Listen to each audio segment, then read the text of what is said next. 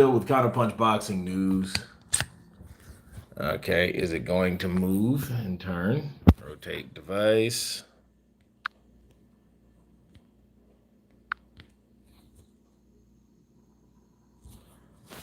All right. Well, let's see.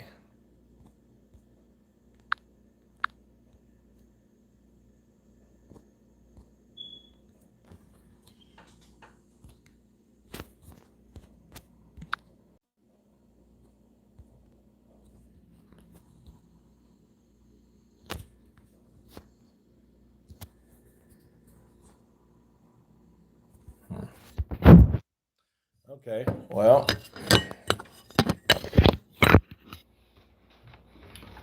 this was going to have to work. And I wanted to go with you guys live just for a second. Um, man, I've had one hell of a headache today. These headaches, they kind of come and go. It's what do they call it? Side effects from the COVID, which that sucks.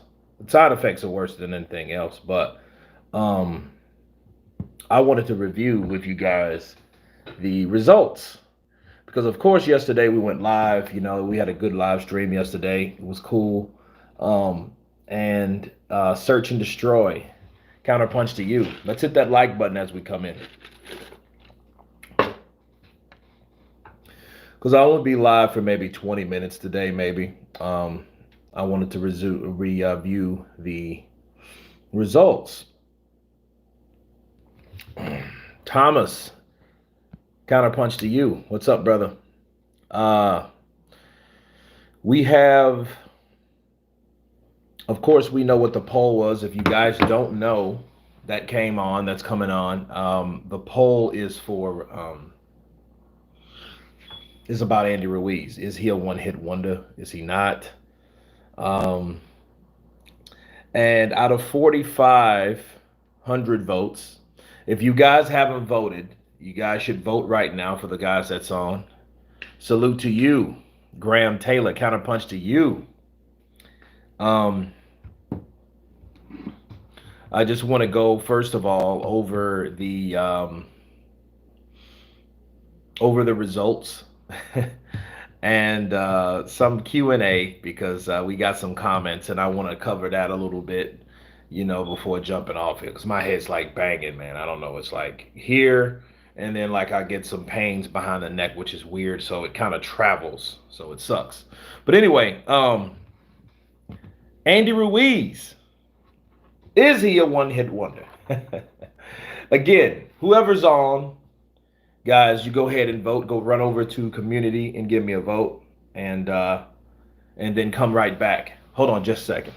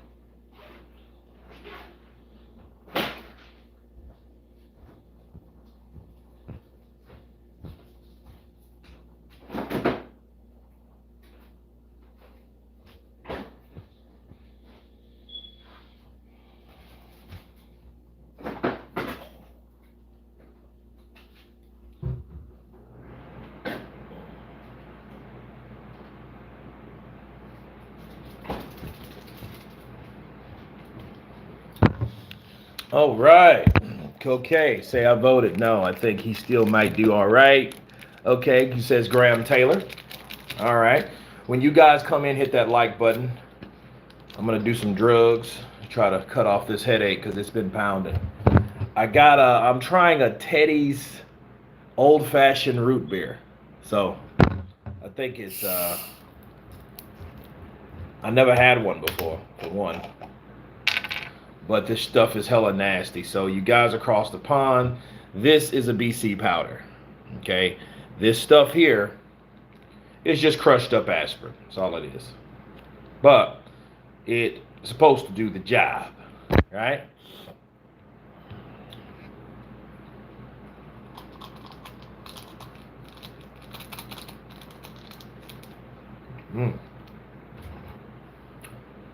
Cheers.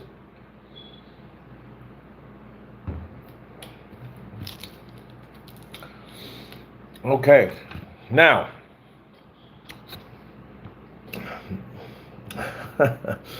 some of these comments are a trip.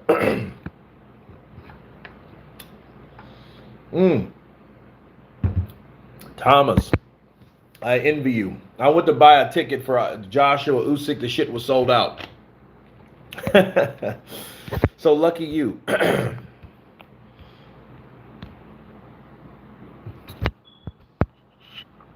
All right, now,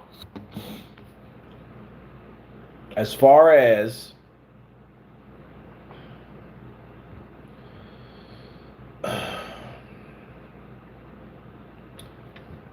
we have Andy Ruiz. Is he a one-hit wonder? Now, out of 4,500 votes, we have 64% says yes.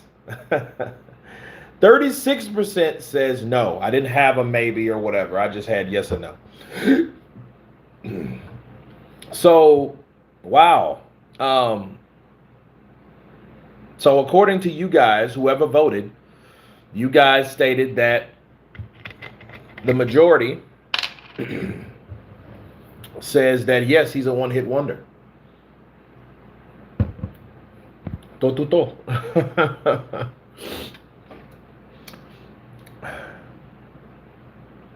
Now, let's look at some of these.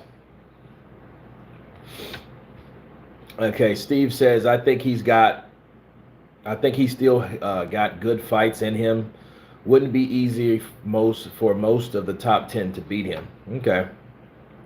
Well, see, the thing is, that shit has to happen. It has to happen. So, we won't know. I think he will change for a title again, but never win one. Oh, wow. He'll challenge for a title. I'd say yes for the most part, and the success he has had has been through a mix of hard work and look. I don't think he could become a champion again easily. He didn't look that great against the last fight with Chris Arreola. Either way, Reynoso is a smart guy, and I think if Ruiz listens to him, he can do well with the rest of his career. Jason Phillips, you said a one-hit wonder, but could do better. Okay. Ruiz is a Buster Douglas type fighter. Nothing wrong with that, though. Hey, Buster Douglas is known to do a hell of a thing.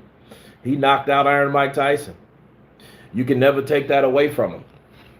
So if that's all, Andy Ruiz will ever be, and understand something too. Buster Douglas was a Mexican. So it was nothing that he's just another black heavyweight, right? So it wasn't nothing spectacular.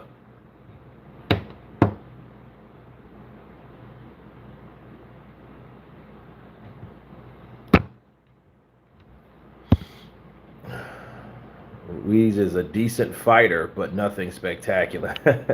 Joshua Littlejohn, what's the business, Kurt? And salute to the chat. Joshua Littlejohn, salute to you. Dedication separates the greats from the good. Now, that's true. But the question is, does he have the dedication? Does he still have it? You know what I mean? Because we were talking about his comparison between him and Triple G. Triple G ain't did shit since he fought Canelo. I mean, he got hurt by Deverenchenko. And the irony of that is, you got hurt by Deverenchenko, but then the same Deverenchenko stripped you of your IBF title because you were running after Canelo Alvarez again. Then you end up losing to Canelo Alvarez only to fight Deverenchenko. You can't make this shit up. King Mida, salute to you. Vinicius Alvarez. Oops. Let's hit that like button. Before AJ, I knew Ruiz from putting up a good fight versus Parker. Yeah, that's true. Triple G faded with age, in my opinion. I think he could have faded a little bit more gracefully. Like look at Pacquiao. And they're only three. They're only 3 years apart. If you guys can believe that or not, Manny Pacquiao will be not even because they're like 2. Because Manny will be 42. No, he'll be 43. He'll be 43 in December on the 18th. Okay, and Triple G's birthday is like in March or some shit like that, right? So he'll be 40. So they're like 3 years apart. So yeah. So I don't know about that faded with age. You know what I mean? And even if let's compare him to somebody that was already of age. How about Vladimir Klitschko? Shit, he was 41 years old, dropping Anthony Joshua. You know what I'm saying? So, like, no, no, bro. I don't look at that like that. I gotta disagree. He's undisciplined. That's why he can't compete with the elite. He caught AJ on an off night. Yeah, it had to be really off for AJ. Ruiz has to be fat again and disciplined to become a champion again. His new body does not help. Ooh, wow.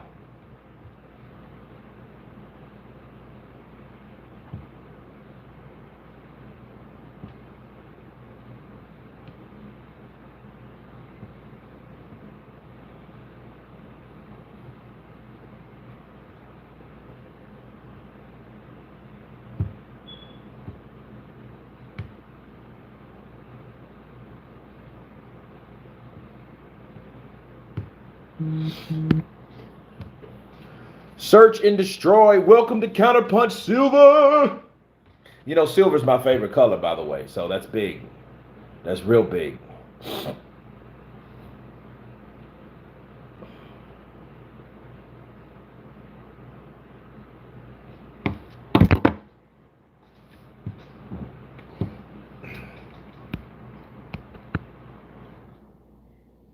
Exmember. Notice I wasn't a member again. I don't know. I think sometimes on the memberships, like, I think they'll boot you off for some reason. Age is against Ruiz, but it's not too late for redemption. He's only 31. No, he's only 31. Now, if he was 34, 33, maybe? No. Didn't AJ have a concussion or something? Thomas, we don't know what the hell was wrong with AJ. AJ's slick. He's a smart motherfucker. See, what he'll do, he's going to write a book. And I think what he was trying to do, get undisputed, then after that undisputed, clash or whatever, however that falls, then he'll write a book on what happened, especially if that's his one loss. Then he can captivate on it. And people are going to come out the woodwork. That motherfucker. Did you ever think about how Conor versus Pac-Man would go? I think Conor has a good chance himself. No, because what'll happen, no. He would have to catch and counter Manny Pacquiao. And he could probably do that because, if you could do that shit with Floyd, you could do that shit with Manny. Because he called Floyd kind of like on the chin, but it wasn't a perfect shot. It was a good shot, but it wasn't a perfect shot. Now, but that just shows you, Floyd does about 1,000 neck exercises. You see Floyd, he'd be like, oh, neck all fucking convulsive and shit, looking like The Rock. Oh, this is showbiz. Oops, up off net. Yeah. Up off net. Oh, man. Yeah, she's my little red. I had her saying that. Up off net. Oh, man.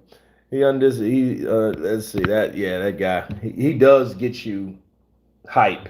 That's one thing about showbiz, man. I like in the mornings, I'll listen to showbiz. I'll be laughing my ass off because he's into it and he'll get you into it. If he either gets you into it or you'll be excited that he's into it. So listen to a person like that gives you definite motivation and get you that energy that you need. Like it's Friday. It's Friday, baby, baby. If Canelo versus Bivol happens, no Joshua, no, he's gonna fight Caleb, which he should have fought Caleb, and I'm glad. I didn't want him to fight Bivol because see, Bivol didn't need to be uh, thrown into a situation that he wasn't ready for. And since it's Canelo, he would have to be forced to take the fight regarding of the situations or circumstances. And I don't think that would be right for Bivol. That meant Bivol had to come down to some catch weight. He would have to, no. I wouldn't want that for him.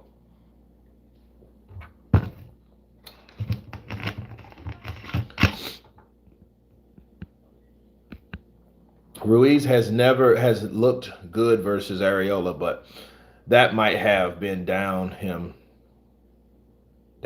being out of the ring. It might have been Graham. It might have been, it might have been a combination.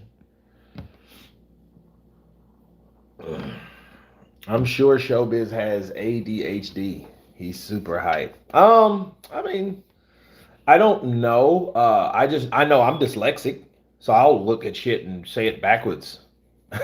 So, I mean, if that's the case, shit, we all got something. You know what I mean? Nobody's around this bitch perfect. Perfect Tim, Sup, bro, and everybody. JC Trinity, counterpunch to you. That Floyd always gets me. That boy, counterpunch to you. Charlie Torres, I'm late, but good to be here. Hey, it's good to see you in here, Charlie Torre. Charlie Towers. Awab Ishmael. Love your content, brother. Appreciate you. Goat Wentz, do a Floyd impersonation. Everybody want to see Floyd do Floyd. I'm gonna be me. At the end of the day, I'm gonna be me. I got a family. I got a beautiful family. I got people around me. I got bodyguards. I'll take care of them. Look, didn't I get you the Versace jumpsuit? Didn't I get you that? Ain't that $500 a pop? And you, didn't I do this for you? Didn't I help you? Didn't I help your family when your dad had Alzheimer's and I made sure he died on a mattress comfortably? Didn't I do that for you? See, I'm the one that help everybody. And I don't have to say anything. I don't even have to mention it. Because everything I do, I don't have to mention. Because I do it all the time. It's on the rag. That's what I do.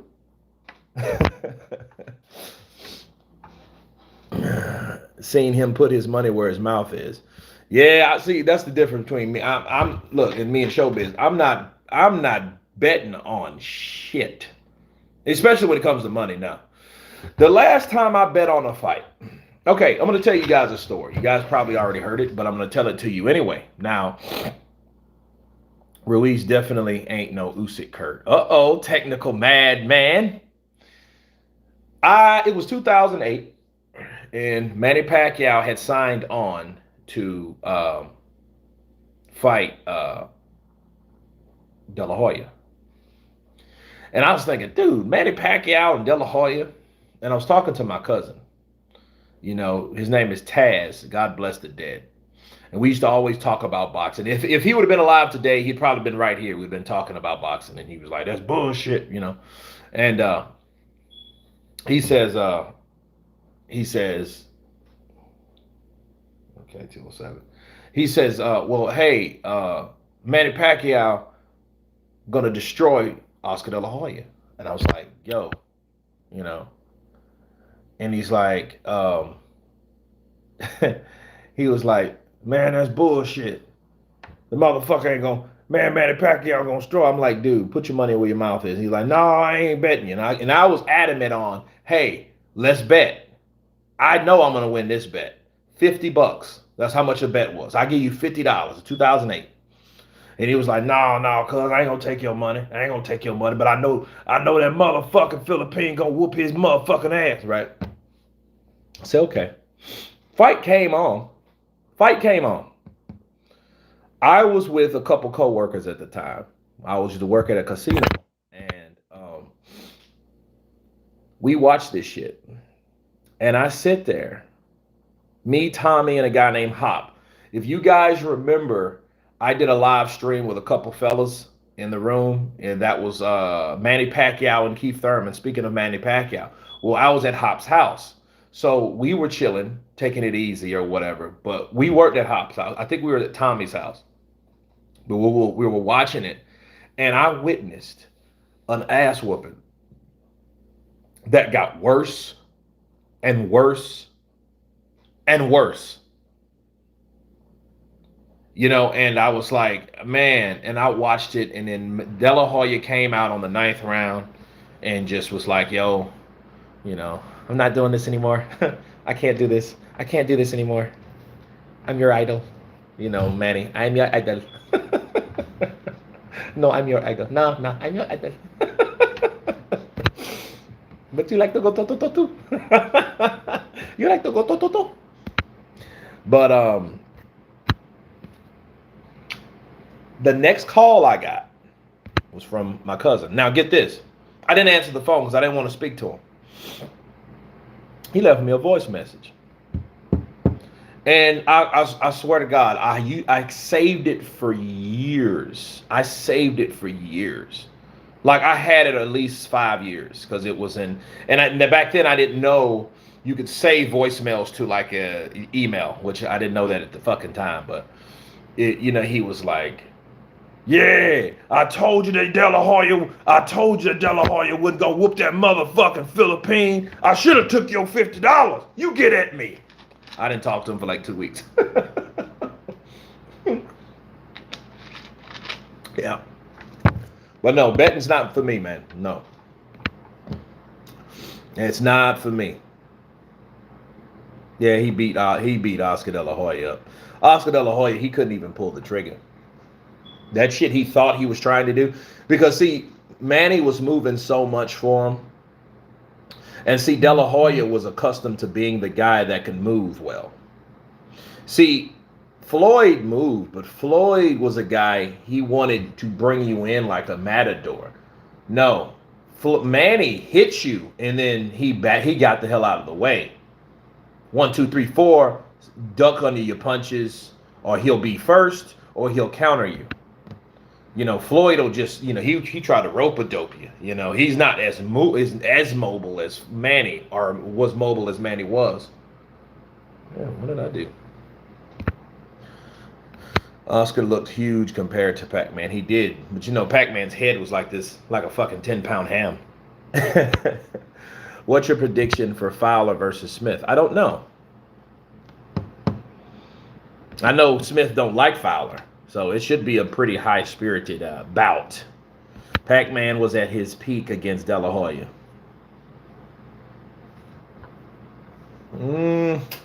I guess. I mean, he was always a badass fighter. Ruiz is the new Buster Douglas, let's be honest, Kurt. Didn't Buster gain 13 pounds more in his fight with Holyfield, just like Ruiz did against AJ? Well, that's different because Buster Douglas never fought Mike Tyson again. So that's not a comparison of well, it is, I guess, because he's already done what he set out to do. His mother died, I think, right? His mother died. So, I mean, he trained like the Dickens, and he did something that, But no, but back to Andy, and looking at these results, 65% of you guys said that, 64%, sorry, said that he is a one-hit wonder. Now, I'm constantly looking at the results here, and it's a lot of people are comparing him to Buster Douglas, and it's sad. And I think that should be the motivation, if anything, like more than anything else. I think that should be the motivation for Andy Ruiz, hearing that, like, yo, I am not a fucking Buster Douglas. I'm better than Buster. I have better technique. And let me tell you guys something. Let's look at Buster Douglas for a minute. Because a lot of people just don't think, people think Buster Douglas was this guy that came out of nowhere. James Preston counterpunch to you. Who's your favorite active fighters? Alexander Usyk. I like Tank Davis. Javante Tank Davis. Lomachenko. I like Lomachenko. Teofimo Lopez is a good fighter, active. But see, we'll be talking about him pretty soon, people. Because we don't know what he's doing right now. So that's going to be another discussion for another day. But I've been thinking about Teo, and I'm like, yo, what's up with Teofimo Lopez right now? What is he really doing? You know what I'm saying? Burger Planet, what's up? Counterpunch to you. Paul Hewitt, shout out from Newcastle, UK. Butterwab, Ishmael. Yeah, those guys. Those come to mind when I think of the best active fighters right now. We won't know until he gets into the ring with Ortiz, White, Wilder, and Fury. But see, King Doge, is it fair to say if Andy Ruiz never fights any of those guys that we mentioned, Ortiz, White, Wilder, Fury, is it safe to say he is the next Buster Douglas? Because well, you know what? We can't even say that. I'm going to tell you why. For one, we don't know what Andy's going to do. We don't know who he's going to fight. But even when he picked Chris Arreola, that was disappointment. You guys remember that? Do you guys remember when he chose his opponent? I want to fight Chris Arreola. He's a good Mexican fighter. I think he's a warrior. And he's going to be... You guys remember that? And then everybody was like, what the fuck, dude? You turned down a fight with Ortiz and White to fight Arreola? You guys remember that? I remember that. Do you guys remember that? Sorry, shout out Stoke, UK. Okay, Burger Planet. Hello from Watford. Dazzy C, 1976 up in his piece. Okay, good. He's scheduled to fight in October. Good.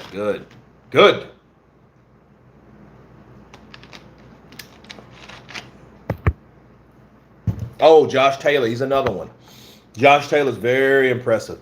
Ever since Josh Taylor beat Regis Prograis in a tough fight, not the shit Ramirez. And see, here's the thing. Regis gave Taylor a better fight than fucking Ramirez did. Ramirez went down twice, bro. Regis wasn't going down. That tough New Orleans cat. Look. See, that, if that would have been a draw, you had two guys, two swollen eyes, then you could say, okay, even that fight could warrant a rematch. But see, they almost had Ruiz, damn near, those scorecards were too damn close. So, what about any British favorite fighters? Lennox Lewis, AJ.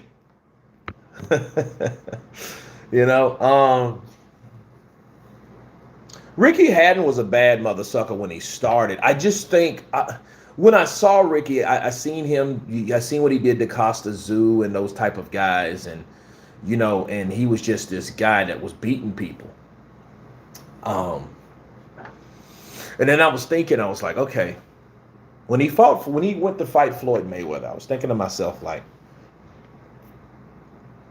Floyd's acting a straight ass, but Floyd's gonna beat him. You know what I mean? So I think that Floyd, Ricky Hatton was beaten twice by the best. He was beaten by the best of the era, some of the best around ever. Floyd Mayweather first, Manny Pacquiao second. And it totally fucked his life up. Ricky Hatton got fat and got on coke. He pulled a Tyson Fury before Tyson Fury. Why do you think those guys had so much in common? So they did the same shit. It's just that Tyson Fury didn't take an L. But I think honestly, I think what happened to Tyson, just to touch on him for a bit, Tyson Fury, I think the fact that he got stripped of that belt within weeks or a week of having it, and then all that stuff, I think that what really kind of turned him away from boxing. You know, all the pressure it took being a unified champion. I don't think he can handle it. That's why he didn't handle it. He let all that shit go. It handled him. But anyway, back to Andy Ruiz. Andy Ruiz fought Chris Arreola. Now, I'm looking up right now Buster Douglas, right? And Andy Ruiz beat Anthony Joshua, then lost to Anthony Joshua. Okay. Buster Douglas went in here, knocked out Mike Tyson, right? Now, I believe, I want to say Mike went to jail.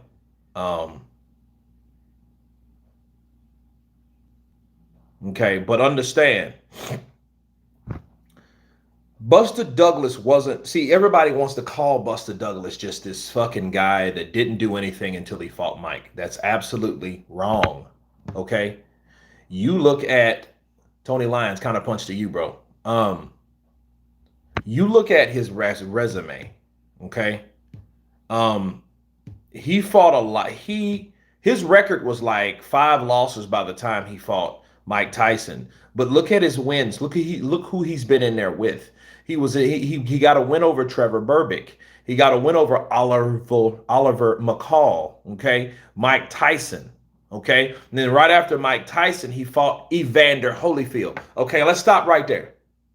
Now, you got a guy that beat Oliver McCall. Oliver McCall knocked out Lennox Lewis. Knocked him out. Okay. And even when Lennox went to fight him again, he was all fucked up in the head. I don't know if it was drugs. I don't know what was going on with him. That was the weirdest fight ever. One of the weirdest fights that ever took place with Oliver McCall. But Oliver McCall was a beast. Okay. Don't take credit away from Oliver McCall. Lennox Lewis beat Oliver McCall due to just non-fighting. Oliver wouldn't fight him. He just wouldn't fight. And I honestly, this is just my opinion. I think Oliver, I'm not saying any names, of course, but I think Oliver McCall was threatened. Yeah, he smashed him good. King Midas. Listen. Parker beats Wilder part 2. Okay. Well, listen. He beats Mike Tyson. Then he fights Evander Holyfield. That's equivalent to you knocked out that's like AJ beating fucking Anthony Joshua and then fighting Wilder. Okay, equivalent to the times. You guys see what I'm saying? Like, and Oliver McCall is equivalent to either Dillian White, right? Because Oliver McCall at the time knocked out Lennox Lewis. Or Luis Ortiz. You know. But he was in there. He got beat by Tony Tucker, Jesse Ferguson. He had a draw against Stefan Tagstead, and I don't know who that is. I don't know who David Bay is. Okay, but that was his 5th professional fight. So no, Buster Douglas was not a slouch because he'd been in there with quality guys. So imagine, yes, Andy Ruiz was in there with Joseph Parker. Sure, we get that. But then, you know, he was overlooked a bit. He beats AJ. He gets beaten by AJ. Then you decide to fight Chris Arreola. There is nobody on here that is equivalent to Chris Arreola. Nobody. Okay? And it's what Buster Douglas did after that. You know, he fought. He got beat by Holyfield. Tony La Raza, he won. Rocky Pepley and all these guys. Luis Monaco beat him. No, he beat Luis Monaco. He loses to Luis Alvarez, though. But understand, that shit was in 98. Do you understand? In 98, yeah, I remember Monaco. I do remember Monaco. Luis Monaco, that was a disqualification. But that was after he had got 400 pounds, people. Okay? He had got 400 pounds, and then he lost a whole bunch of weight. And then he was complaining about his foot or his leg or some shit. And Monaco hit him after the bell. I remember that because I watched that fight. And it was in Chicago. And no, it was in Mississippi. Okay. But Monaco was from Chicago. That's what it was. And he hit him after the bell. When he hit him after the bell, he pretended he couldn't continue. See, he nearly beat Tucker too. So no. So when we say Ruiz is the next Buster Douglas, yeah, it's only in the victory of a very highly undefeated champion like Anthony Joshua. But at the end of the day, I don't think his resume doesn't warrant a Buster Douglas's, because Buster Douglas's resume was full and complete. He fought them; they're the best at the time. He fought Mike Tyson and he fought Holyfield. He was knocked out by Holyfield and he beat Mike Tyson. You can't take that away from him. He also beat Oliver McCall. Oliver McCall knocked out Lennox Lewis. So before we say, oh man, he's the next Buster Douglas, we have to understand what Buster Douglas did in the sport. We don't know all what Andy's going to do. So if he doesn't fight the Whites, the Ortizes, the Furies, the Wilders, if he doesn't do that, he won't even live up to this guy. Counterpunch. He won't even live up to that guy.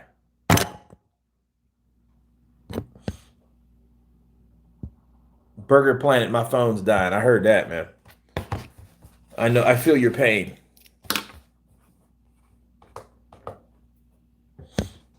A prime Tyson. Exactly, Robert. A prime Tyson. So no, Andy can't even say that. So people are doing that. They're being nice to Andy by comparing him to Buster Douglas, because Buster Douglas, he did his shit. He wasn't no slouch. People just didn't think he was going to whoop Mike Tyson. And it was hell whooping Mike Tyson. He didn't just go in there and beat the shit. No, he got good. It was a good fight. Mike dropped him too. So for that reason, yeah, it's comparable for that fight and that fight only. But to compare careers from Ruiz to Douglas, no. Hades, no, people. That's not going to work. Ruiz needs to fight and be consistent with his weight, but it's whether the top fighters will take fights these days. Paul, the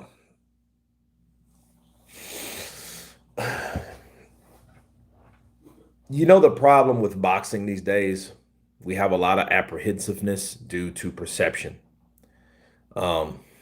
We have a lot of fixation in boxing, okay? And let me explain you what I mean by that. We have fighters that are fixated on certain fighters. They have tunnel vision when it comes to certain fighters. Come on, look at Andy Ruiz.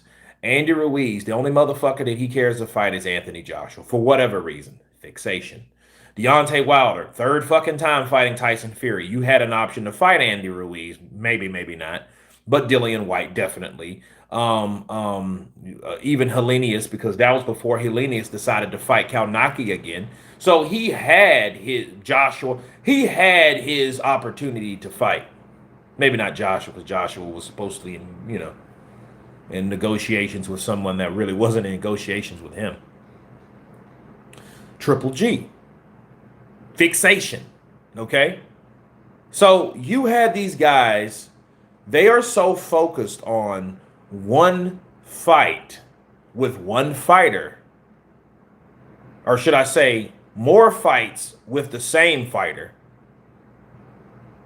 That's why we don't have quality fights, because you have these guys. Look at Wilder. Wilder could not get Fury out of his fucking mind.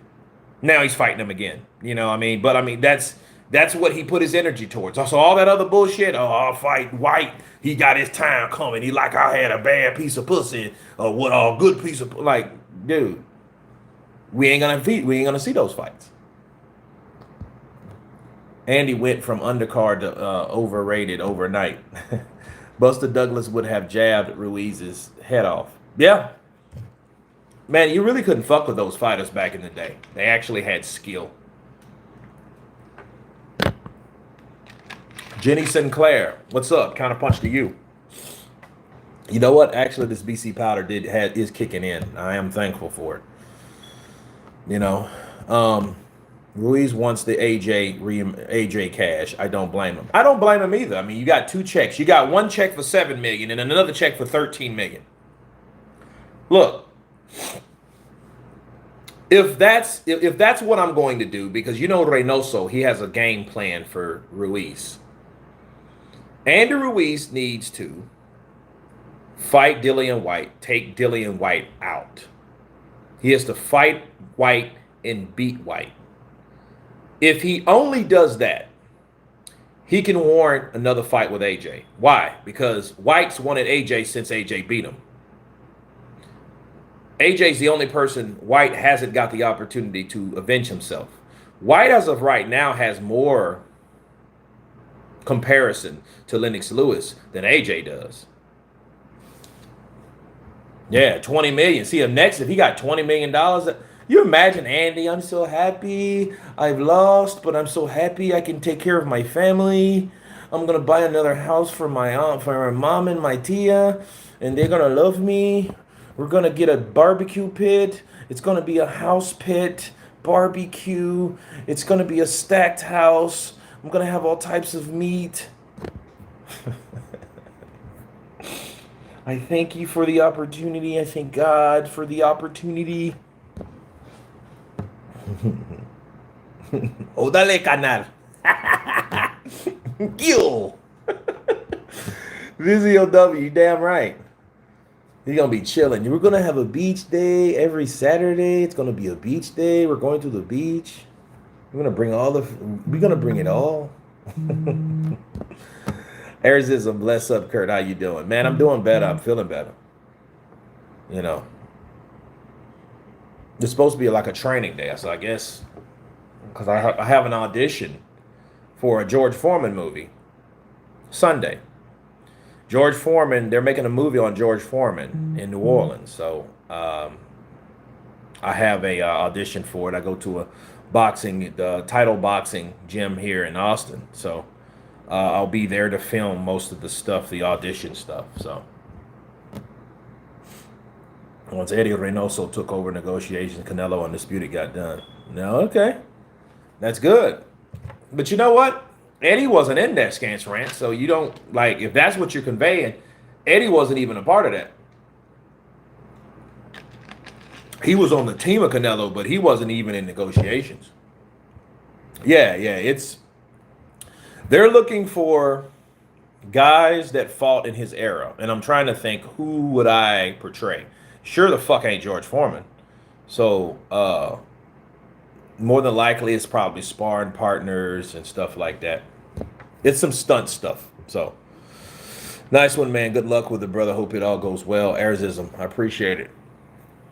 You know, I cringe every time I think of New Orleans. The last time I was in New Orleans, I did a show. It was a feature, and I doubled a guy. It was called Cherry Blood Moon or some shit. I don't know. Look at the IMDb. But anyway, oh, Sonny Liston. Okay. Good luck with the film. Graham, appreciate you. I auditioned for this film, and it was called Knuckle. It was a bare knuckle fighting, and I was going to be the last guy that the main guy, the star, fought. And his name was Bandy. Bandy had tats and shit, cornrows. This is back in 07, right when I finished Black Panther. So it was, it was. And I booked it. And then we fucking rehearsed for like 3 weeks. And at the end of the second week, we started hearing rumors like, yo, have you heard about money? And I'm like, what? And they're like, yeah, they're running out of money. That they like the money that they supposed to have, they can't pay us. So by the end of the second week, they had sent the first check. My boss calls me and he's like, yo, I got a request for you. I'm like, all right. He said, the check that you have, don't cash it. You still got it? I was like, yeah, I still got it. He says, don't cash it. And you may get the next check for this week, next week, but let's see what happens with this check before you can even cash that check. I'm like, what the fuck is that about, right? So then I was like, oh man, they're running out of money. They had brought Gary Oldman in. Gary Oldman, he's like an English actor. He's known for like a lot of shit, like Dracula and stuff like that. But yeah, They didn't get whatever the producer didn't produce the money that they supposed to. You know, so you should do a separate channel on how to get into business. People always tell me I have a good voice to do voiceover. Scance Ranch, you should do that, man. I have on Kurt Deville channel because I have a channel called Kurt Deville. I have some stuff on there, but I may. That's a good idea. I'll do it on that channel. That's a good idea, bro. Appreciate it. Appreciate it. No, it wasn't a comedy. It was like a fucking like like a Van Damme movie. You know what I mean? You know, like because basically, you know, I had lines like motherfucker and you know punching and but it was a fighting movie. You know, and my character was a YouTube sensation. He was like had you know like a Kimbo Slice kind of cat. You know, Kurt, are you planning to play a leading role in a film? You'd smash it, making a film like Training Day. That would be cool. You know, I'm like Floyd. I'm comfortable. Everybody, everybody want to talk about big money. I'm comfortable. Ruiz should get some mental pins in his head. It seems to help. Yes, and the Andy's natural weight. I miss the old HBO commentary with Big George. Yeah, man. George, you know, George got pissed off at him at one time. Like, I forget what fight that was, but yeah, you know.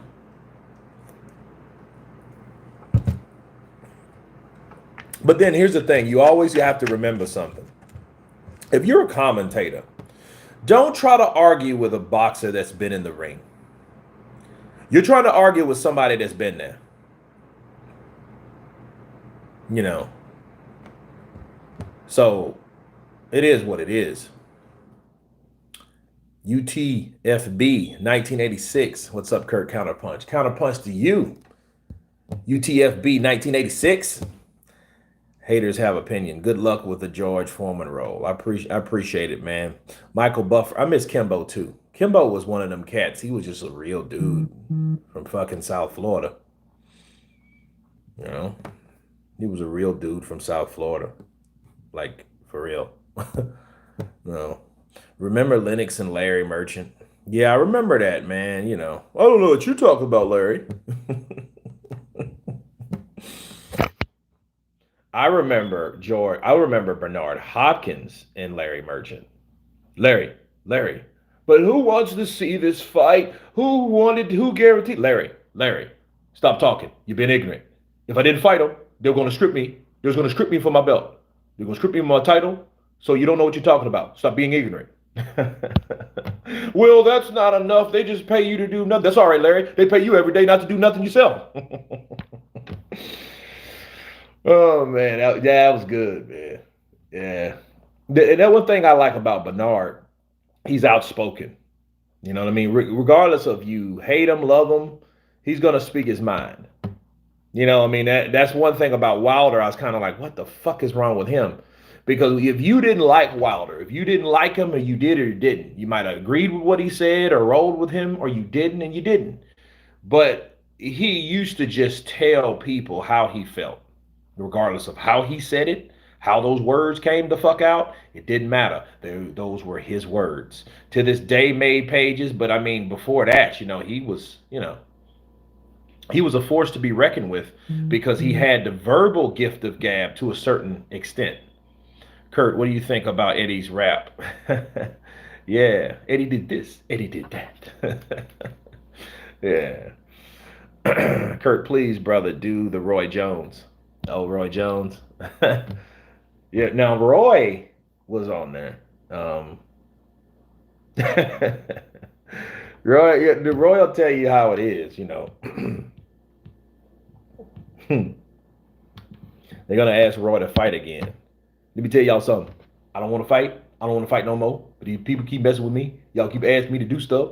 You know I ain't gonna back down. I ain't gonna do that. But if it come to Triller, I ain't gonna fight on Triller no more. They owe me and Mike money. So me and Mike need to go down there and see what the hell going on. They need to cut us a check and keep And if they can't pay us, they don't need to be putting on other fights for other fighters. Because if they ain't getting paid, and we didn't get paid, we the pioneers. We started this shit. We the legendary league. So if they ain't paying us what we work, and they made all that damn money, well, what you think they're gonna do to them? You think they should see what they done to us and done to him and me? So they need to go and say fuck Triller, because Triller ain't doing what they supposed to do. Now I'm gonna go down there. I'm gonna get called Mike, and Mike, what you think? Man, I think these motherfuckers need to pay us, Roy, because we put our health on the line. We old as shit. You just been out of the ring, motherfucker, a couple of years, motherfucker. I've been out of the ring for 15 years. Who gonna care about my ass?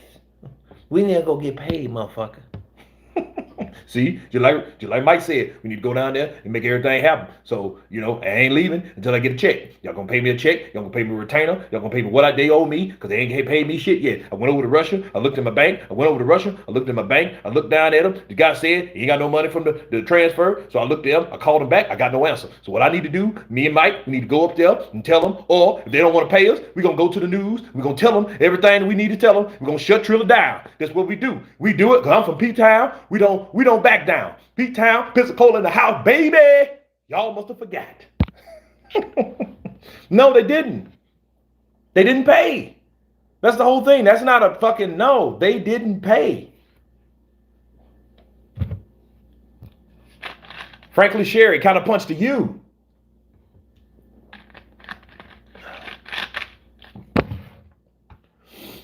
So does your line of work require you to be in shape all around? No.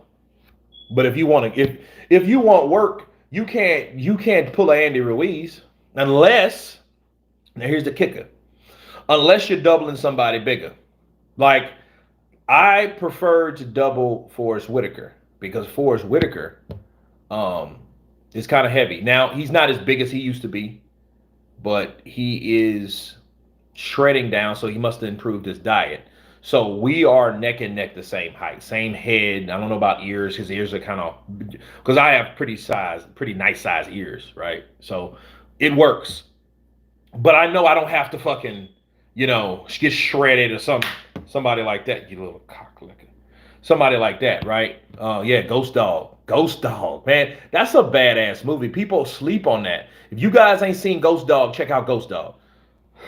No, I didn't double him at the time. That shit was, I was like 16. That shit came out. Came out in the 90s.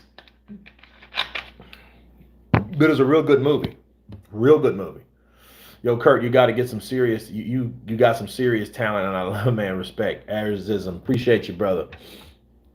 But God of War, no, they did not pay. They did not pay.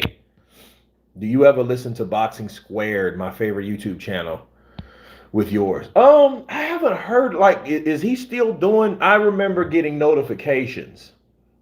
And he was very informative, no bias. He just reports the news. You know what I mean? So he would be a good transition to someone that, would be on a network somewhere. You know what I mean? Like, with me, with my opinions at times, certain people wouldn't want to fuck with me. Not saying I couldn't do it, not saying I won't. Because, I got some new news concerning the UK. So I may be doing some work over in the UK with some commentation. So for you peeps in the UK, I'll more than likely I'll be over there at the end of this year. So we just got to work out the budget and stuff like that. And, I'll be doing something for the whites. Right? So we'll see. Who do you think Andy will fight next? Ortiz? Dude, I don't know. But see, I think he's going to wait for Ortiz to fight, then come back. I'm ready to fight. I would have got Ortiz, but he already had a fighter. You knew he was going to have a fighter, because we know that Ortiz has a fight coming up soon. So I think that's what that was. No, I'm going to have a surgery. My knee, it's overdue.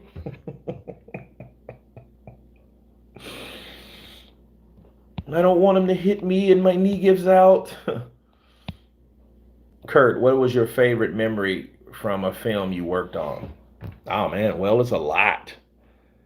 I think, Graham, the question would be, what film? Okay. All right. I don't know about favorite memories. I'll share something with you guys. I was on the uh, set of GI Joe 2 in New Orleans at the NASA Center, and this was years ago. You know, whenever the fuck it came out, but I had I had picked up. And this was like some stand-in shit, right? So I wasn't even doing stunts or acting at that time. I mean, I was, but not on that scale yet. Now, I was one of these. I was supposed to be on this little platform they had, and it was kind of like this tall, but you could jump down. Well, when I jumped down, it was a screw, like a screw about that long, and that shit went up my ass, and you know what I mean, made a long scratch for a long time. You know, so show me, Yabunda. What are you working on here in the UK? No, it's going to be some commentations for some, you know, for some sports stuff. Whitaker was great in the crying game. You know what, Graham? I've never seen that. I have never seen that. You know, is it any HV boxing matches you will watch? Kurt, you doubling in Godfather? Not this season. No. New York's kind of funny. I've worked in New York with Luke Cage. Worked up there a long time actually. I did 4 episodes of Luke Cage in season 2. And it was cool because they pretty much carried me because I was like a henchman of Mariah, which was she was the mayor or whatnot. And it was cool, but I noticed up there, their shit is like real tribal. You go to New York, it's almost like fucking around with the mob. You know what I mean? I'm a guy from the South, you know,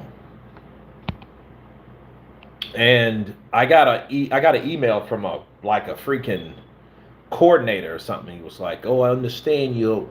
Yeah, I understand you coming up here and you're working on Luke Cage here, and you wanting to sign on to come around be a part of the New York stunt groups. The only problem is you don't live here. You can't fucking be here." I'm like, "Whoa, what?" Yeah, this is for New York stunt guys. I'm like, "Yeah, fuck you. I live in Jersey." "Well, you know what? We should sit down and have some coffee or something.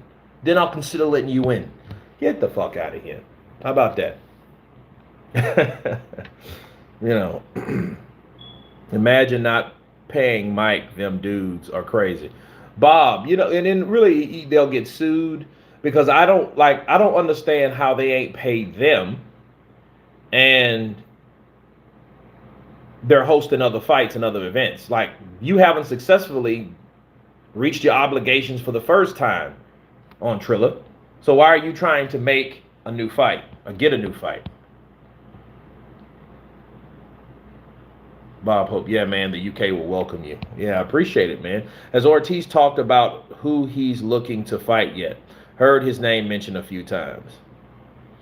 I don't know, some nobody, somebody we ain't never fucking heard of. You know? Do a boxing ego impression?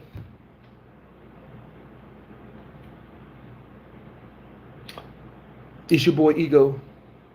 You know, this is formerly known as Ego's World. I take everything. You got your little small ass hands. I take everything. You know, this is Ego. Weight Watchers, Ego Domist. You know, you agree with me? Oh, block him. Get him out of here. Get him out of here. No, get him out. I'm blocking you. Would you don't like? Okay. No, Manny Pacquiao's better than Floyd Mayweather. Oh, you know what? You're trash. Get him out of here. Get them out of here. When they hate, donate. When they hate, donate. It's your boy Ego. All one word. Fuck out of here. New media. New media's killing him. New media's killing him. They killing him. We killing him. We working. The Venmo donations. The Cash App. We working. All you need is the glasses and shit. I'm like, dude, what? You must smoke a pound of fucking weed before you get on this thing. Which is nothing wrong with that. I'm just saying, like, dude, why are you? You're in your house. It would be different if you've been outside. Like, I'm outside, you might see me with some shades on and shit. You know, like, why the fuck you got shades at home? What are you, pit bull? What the fuck is wrong with you? What's wrong with this guy? Looking like the fucking Taliban.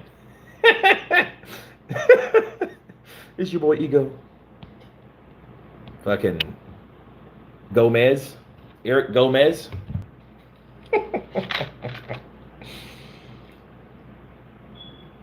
You should do more impressions. Didn't know you were so talented. No, I'm doing a new series on impressions, actually.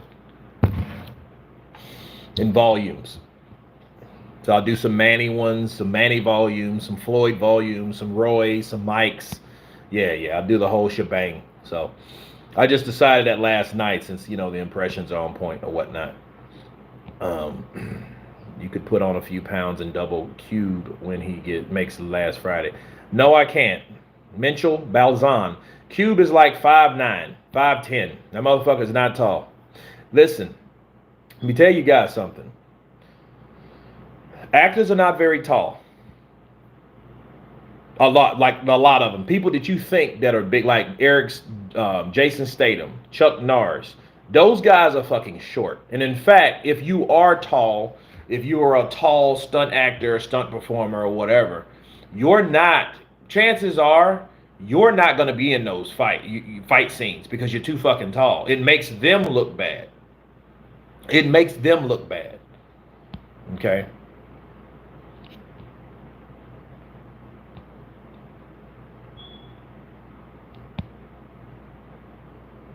You were in Luke Cage. Yeah, it was in Luke Cage. Second season, not first. It's funny, King. I was watching the first season and actually, because I never like watching stuff I do. Like Black Panther, you know how many times I saw Black Panther? Once. When people say, man, I've seen Black Panther 100 times. That's 99 times more than I saw it. I saw that one time. Loved it, loved the cast, loved the crew, felt, you know, it was very strict, but obviously, I mean, you had to have high security clearance coming in on set, the OSF building in Atlanta. We did most of the stuff, but no, I mean, I don't just, because I've seen everything about it and I'm a suspense guy. So if I know what happens, I'm not really going to be interested in watching it because I've already been in it and I know what it is. I've seen the script, I've read it, it is what it is. He got beat up so bad.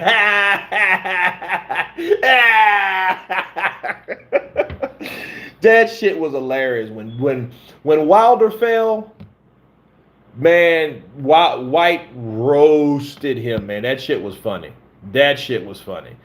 You know? Oh, man. Let's see. I find Luke Cage entertaining, but the reviews are not good. I don't know why. I think maybe it was too urban for people to relate. You know what I mean? I think Luke Cage belongs to a certain demographic of people. You have to know and be from Brooklyn or well, we filmed in Brooklyn. No, actually we filmed in Queens, but it's supposed to have been in Harlem. Kieran 928. Hey Kurt, kind of punch to you. Just Googled it. Triller says they paid Mike fully. Okay. Well, Mike doesn't say the same shit. So we'll see. You know. See old media. They try to hold us down. They want you to believe certain things, but new media, we kill them. We working. When they hate, donate. Oh man, it reminds me of an episode. I was watching a video with Bruce fucking Vane. Yeah, that's my brother right there. He says, Bruce is like, he say, fucking boxing ego, that money hungry motherfucker will report an ant tripping over a damn twig. Man, that shit was hilarious, man. That shit is hilarious. I'll watch all your videos. Thanks, Kurt. Karen 928. No, man, thank you. Thank you. It wasn't too urban. It was a great show. No, it was a great show. It had a lot. Look, it talked about a lot of things that was going on in the neighborhood, and a lot of people. I feel, in my opinion, they have. I think they get, kind of, because he was like he turned into an anti-hero and stuff like that. So a lot of people thought that he was this and that. No broken bones. I'm a savage. Man down. You know what? Legend of all shit. It was he. You know what? Listen, Errol Spence was definitely going through something. He was definitely going through something because he went from saying "man down, I'm a savage." Now he took that off, and then, man, I just feel like giving up. Like, what the fuck? Maybe it was like the alcohol withdrawals, because you notice he was in the hospital for a while, and we don't really know how much Errol drank, because if you had to be that fucked up driving, now mind you, Errol Spence was driving. If he was that fucked up and flipped this car and all that shit, driving high speeds, right? Understand, he must have been accustomed to doing that shit. You see people that drive and shit and drink, them motherfuckers do that all the time. So that ain't nothing new. It ain't like, oh man, I didn't know how much I had to drink, man, until I got, no. He knew how much, because he did that shit on the reg. So, he was going, I think Arrow was going through some shit, maybe some substance withdrawals and shit like that. That's why you had two different, you know what I'm saying, like, I'm a savage, no broken bones, to, hey, I feel like giving up. I'm like, what the fuck? Like, yo, hey, savage, what's going on? King Dope, episode of Luke Cage. I think 7, 8, 9, and 10. I think, or 7, 8, 10, and 11. I'm gonna tell you, look up IMDb. Just IMDb it. That'll help. But it was 4 episodes. Do Schwarzenegger. Michael, listen to me. I can show you things you've never seen before. What are you getting at, Arnold? What are you getting at? Michael. I want to show you my chopper. Can I show you my chopper, Michael? Mike is probably surrounded by leeches again who takes advantage of him. They also fired his podcast host a while ago. I wondered about that, because I didn't see the white cat with the ponytail he smoked weed with and shit. Yeah, I don't know what was up with that. I think, like, the dude, he had I remember him doing I forget his name, but I watched some of it. I didn't watch it all. But the way he was saying it, like, the people behind the show didn't like him doing certain things or wanted him to say certain things, and he was like, "Yo, I'm not having it. I'm not doing that." So they let him go. That was what I understood from what I heard or seen from the video. Um, Raheem Williams said he ain't worth a damn. He should have fought. He should have went against Luis Ortiz, but he's afraid. Do you guys think Ortiz is still afraid of? I mean, do you think Ruiz is still afraid of Ortiz? Her top man made great fun with the impressions. Bob Hope kind of punched to you. Eben is the other guy from the podcast. Eben, okay, or Eben, right? Michael Buffer, Kurt, have you watched Prison Break or Money Heist on Netflix? I have not.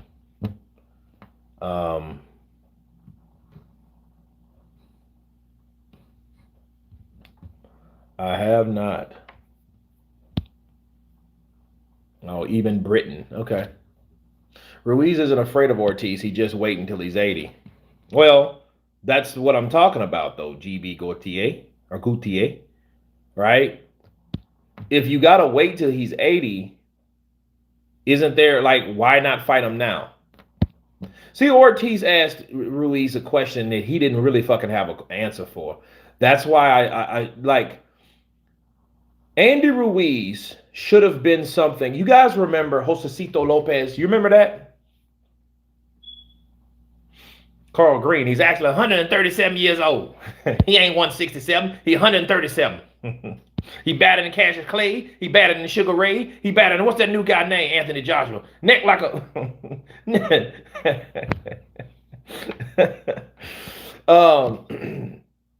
No, but like that's proves my point. Why is he waiting until he's older? See, that waiting game shit is cowardice to me. You know, and people call that shit strategy. They call that shit strategy. They actually do. Wait till a fighter gets old enough to be vulnerable enough to be beaten. Fuck that. If you are in your prime or you know and you believe in your ability, why would you wait a fighter out? You're wasting and you're robbing people of their time. That's what you're doing. By wasting time, you're robbing people of your time. You're robbing the performance level of the fighter by waiting. That's what you're doing. Luis Ortiz was 137 years old when he fought. I don't know how it was, but he got his ass whooped. You know,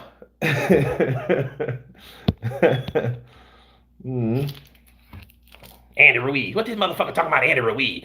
Look, built like a marshmallow man. Andy Ruiz. That's they one. That's they one. Every time I talk about boxing, a Mexican have to bring Andy Ruiz out their ass. That's they one. That's they one. Let me tell you something about Andy Ruiz. Look, compared to Luis Ortiz, Andy Ruiz ain't shit. He beat Luis Ortiz's ass. He did beat Luis Ortiz's ass. Ortiz was 137 years old when he fought. I don't know how old it was to get his ass whooped. Man, that's day one. Yeah, man. To be honest, Ruiz should have been put into the deep straight away against Ortiz. And White, and the areola took some momentum off that. He did, and it might have cost him. Because maybe Andy thought like this. He's going to go in and understand he's already sparred Chris Arreola. He already sparred Chris Arreola before. And Chris Arreola was like, dude, this kid's good. Who the fuck you find this fat ass Mexican that can fight from? So he already knew what he was up against. So he thought himself, I'm going to go in there. Chris Arreola's going to go in there and overcommit. He's going to set up these punches, these combinations I've been working on, that overhand shit, you know, that Canelo was teaching him, all that shit, you know, that fake, you know, that fake counter, right, left uppercut and all that shit. He was going to do all that. And he thought it was going to be an easy fight, but he was wrong. And when he got put down on one fucking knee like Kaepernick, he found out, shit, this ain't what I thought it was. Hell, having Cuba Gooding Jr., yeah, he was in there just smiling and shit. You know what I mean? Who's that you're doing an impression of? Oh, man, that's Coming to America, man. They're talking about boxing. They were talking about Rocky Marciano, Joe Louis, Mike Tyson, and Muhammad Ali. Go watch the movie. Not two, the original. Counterpunch. Wilder would be on a murder charge if he fought White. I mean, he should be. That's what he wants to do. I want a body. I want a body in the ring. I just do. I come from a different. I ain't hearing that. White, I'm going to say good night to White forever. I want a body. I want to body him just for his blue-eyed manager. He a blue-eyed demon. AJ Annabelle, he milking, he another milk cow. He a peasant. But don't worry, I'm going to give Dillian White, he just better keep winning. Ruiz had his day, no comeback left behind. Yeah, see, but you're right, though. I agree with GB Guthrie. Ruiz should have done, he should have fought everyone after that. Because that was his heyday, you know what I mean? Because, see, Ruiz could have done this. Ruiz could have went and fought White. If he beat White, then fight Ortiz. Or fight Ortiz, then fight White. His resume would be better than probably anybody's under Anthony Joshua's. Think about it. You fight AJ twice. You beat him once. You fight Joseph Parker, AJ. Then you fight White. Then you fight Ortiz. Who the fuck has a record like that? But he didn't want to. These fucking guys don't want to fight. They ain't been fighting. They don't want to fight. And I don't get it. Like, why are you guys not trying to fight the best? You know? Respect to Areola for that performance, though. He came off a longer layoff than Ruiz, was retired, and somehow still was in better shape than Ruiz. Yeah. I mean, I think Andy Ruiz, like, he overestimated him. He thought it was going to be an easy fight because he knew that was a fucking cherry pick. He knew that was a comeback fight. That's why he didn't want to come back in, because he didn't want to fight those other guys. I'm not ready. You just fucking fought Joshua. What the fuck you mean you're not ready? So I would rather fight White than fight Anthony Joshua that's fucking moving and boxing my face off. I would rather fight that guy because I know that guy's going to come towards me and want to fight me. Versus Joshua just restructured his whole style to box him. Bap, bap, bap. You know what I mean? So he was tagging him. Ruiz didn't have an answer for it. Oh, that's right. Ruiz didn't know how to fucking cut off the ring. He just wants people to come to him. Areola came in bumpers and was already ready. He dang near got robbed. Well, hey, Chris Areola showed everybody. Suck my motherfucking... I'm like, wow, Chris. What injury did Ruiz just get knee surgery? I don't know. He just had surgery.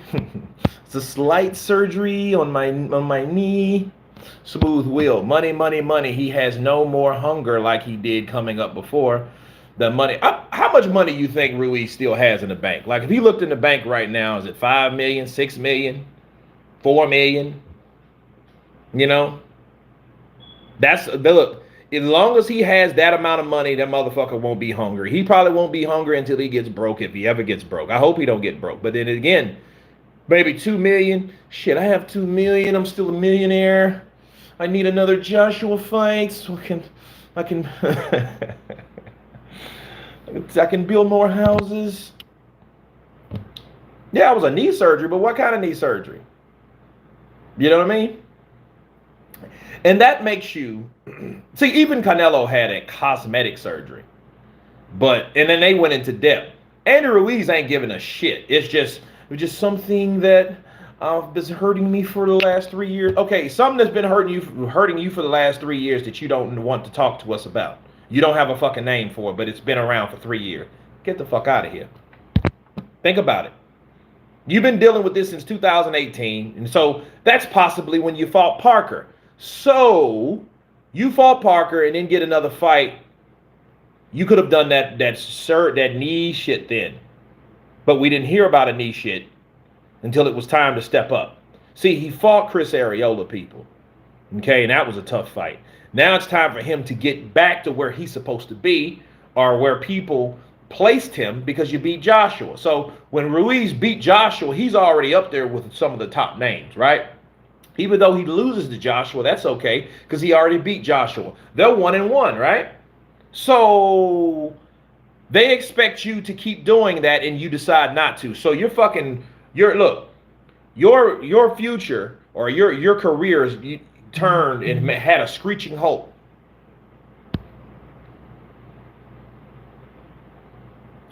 Fighters now are only about the money.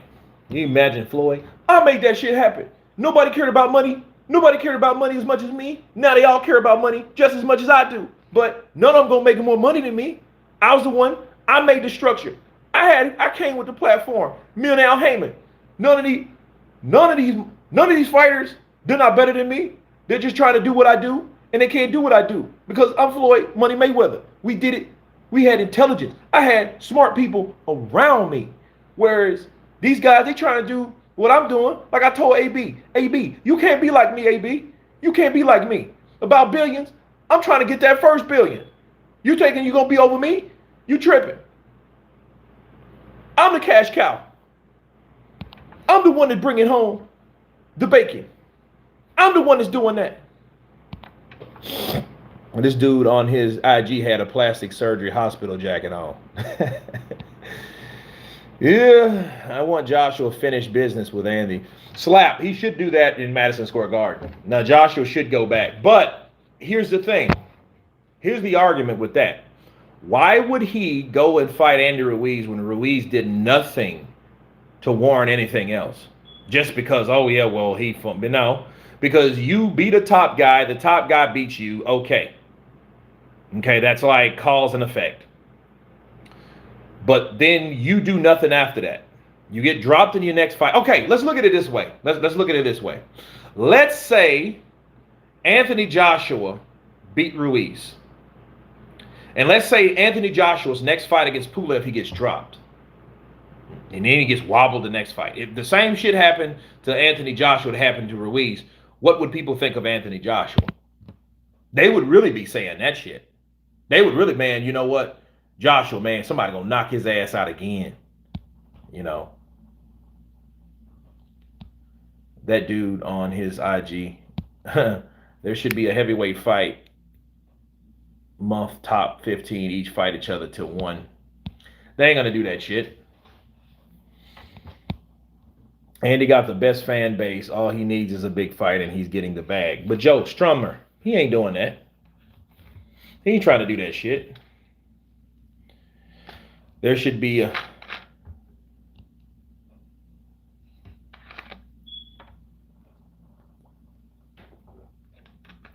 Oh, did you hear about the WBA all about to remove all the fake belts? They should. Man, the WBA was tripping. And all they needed was a fucking all they needed was a fucking firecracker. And their firecracker was the bigot, the racist that said all that anti, black shit. That's all they needed. Then they really started looking at the WBA like, look, what's up with the WBA? How and why do we have all these damn titles that are floating around? Okay, because Mendoza is trying to act like Suleiman, just making up shit, making up more opportunities, making up checks. That's all he's doing. He's creating checks and revenue for himself by making these old belts that cost very little to fucking make, right? And then giving it to a fighter, and now that fighter's obligated to fight or fight for it, but then he has to pay the sanctioning fees. WBA giving the WBC a run for their money. They are. Mario, they are. They're trying. He's trying to be like Mauricio. Just Mauricio is, he has better game. Mendoza, I don't think he's better talker. You know what I mean? Mauricio, he's bilingual and he's, his accent's out of this world. I think that these fighters should have the opportunity to fight for a lower weight class. That's why I create the Bridgerweight title. How can they make the gold belt more important? Did I see Kurt speaking Spanish fluently one time on here? Yeah, you did.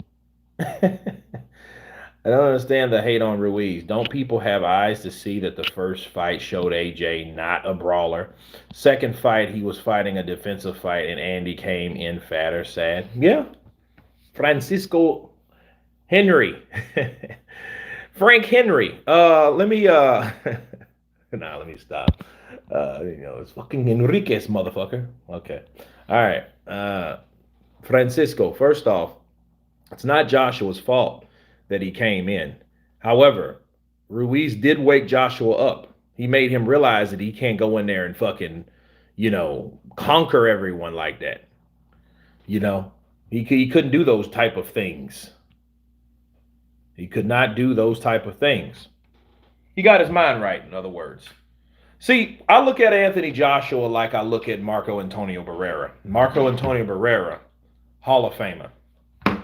But let me tell you guys something about Marco Antonio Barrera. Cocksucker. And Marco Antonio Barrera got knocked out by Junior Jones. Junior Jones, he was knocked out cold. Why? Because he didn't pay regard to defense like he should have. And he was knocked out.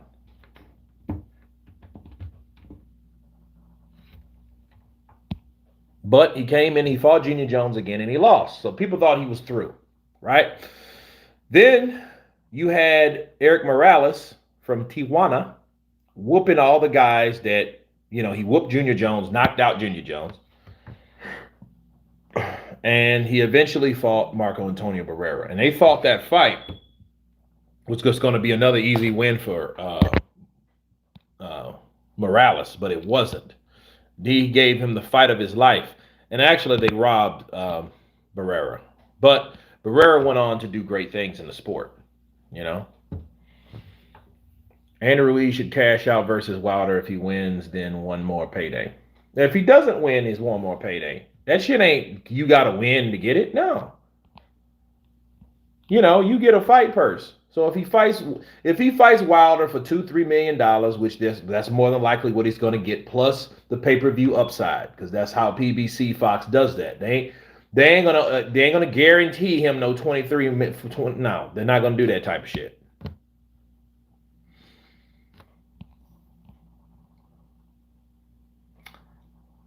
Squandered his opportunity in the second fight and got dropped by an obvious tune-up in his comeback. Not hate, just disappointed.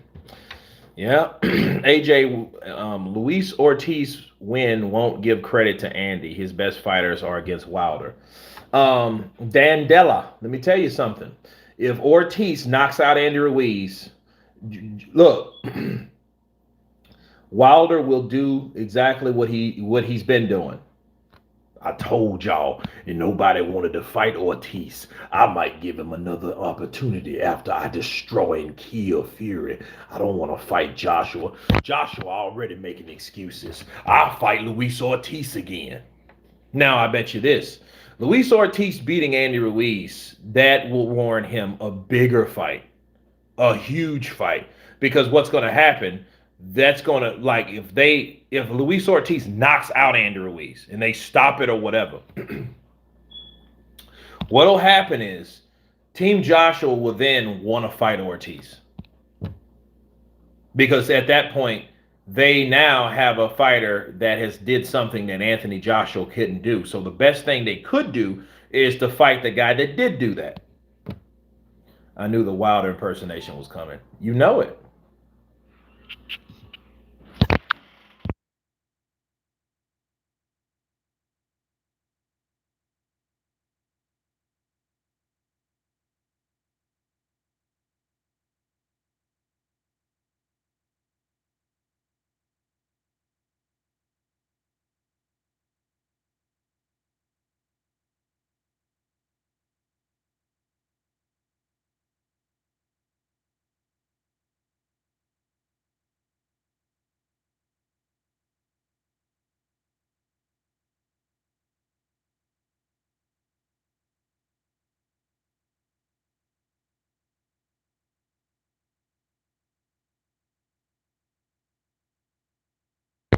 You love McDonald's.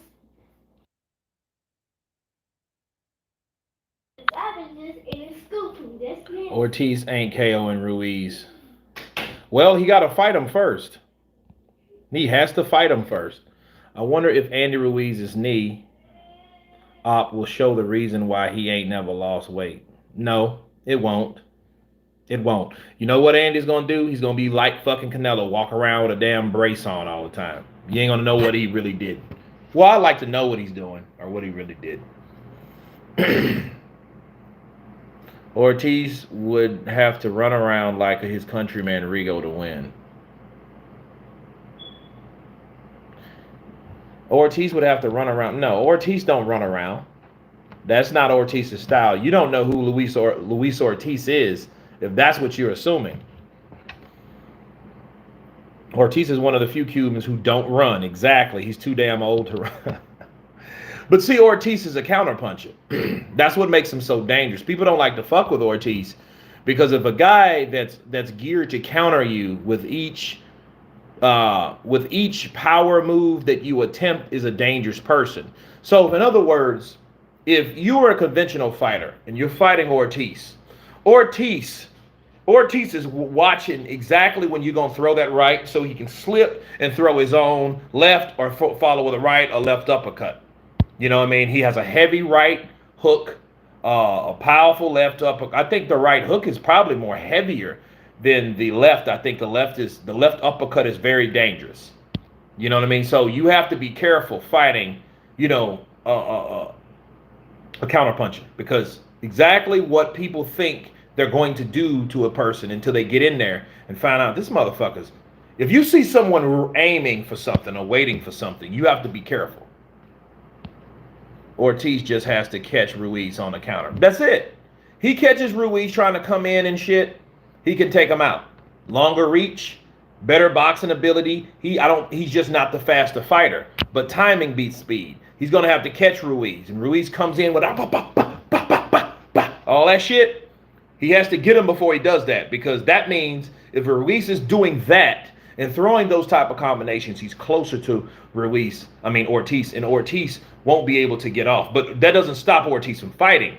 See, Ortiz is one of those guys. He's not gonna do a Erislandelada. He's not gonna fucking just ball up and do this shit here. He's not gonna do that. See, when you engage on Lara is just going to block you until he gets on the outside and Don't criticize AJ on here. They will come after you. I done it once, never again. AJ is great. We never really got to see a prime Ortiz against a high-level opposition. Wonder. See, here's the thing, GB. This is what I want people to understand. If Luis Ortiz fights someone, Andy Ruiz, Dillian White, Joshua, Wilder, well, he already fought Wilder. If he fights anybody else, even Joe Joyce, and that's another guy that ducked him, right? If he fights and beats them, he gets 100% full credit. I don't give a fuck how old he is. I don't care how old it is. So everyone's talking that old man joke. That old man whoops somebody's ass. You know, we could talk about the young Ortiz. He ain't young no more. But he's still fighting. So if he does do that, why do you think people praise George Foreman?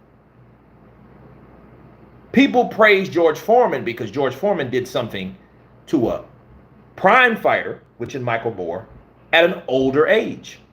Okay? And if Ortiz can do that, if he takes out Andy Ruiz, understand.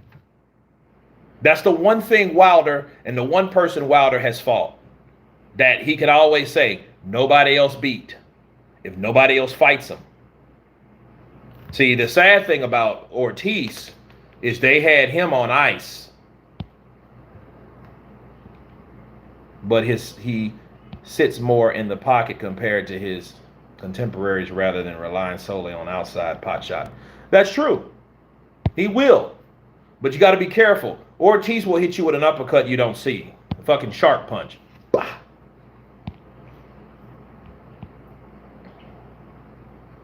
The green man, nah, the people in the chats are cool. It's the people in the comment section, the maniacs. Yeah, like those fanatical fans will get you. I don't give a fuck who it is. Wilder, Joshua, Fury.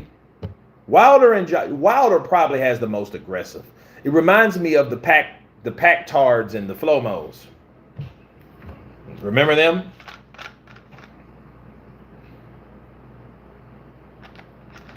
I never seen any race. I never seen that many racist Filipinos in my life. I've heard of people, some Filipinos are racist.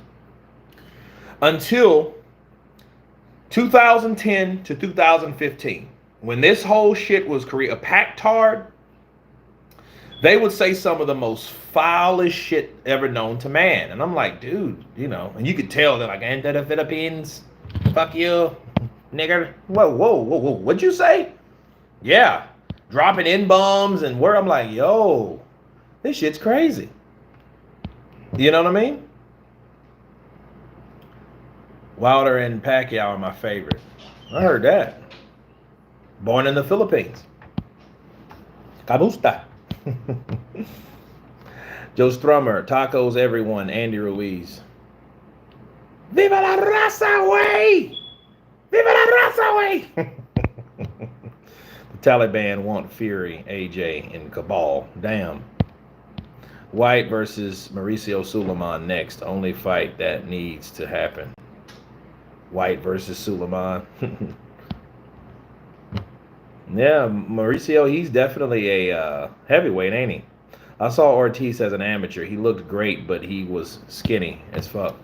Yeah, he gained weight over time, like most skinny guys do. Look at myself. I was skinny as shit once upon a time, too. AJ was just concussed before the fight. We'll find out, Topentine. We'll find out. We will find out what was up with him when he writes his book. And that shit will sell, too. You know. It'll be some shit like, knowing AJ, he'll probably have it like the struggle before the loss. Shit like that. You know what I mean? Kurt, you nailed it. Mike Tyson's voice member. That's Mike Tyson. Bet Hearn would take Taliban money. It's bloody real, mate. It's fucking money. It's pounds. They're fucking paying in gold.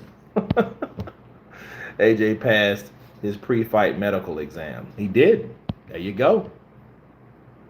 But you know, AJ was beat the fuck up, though. He looked like trash.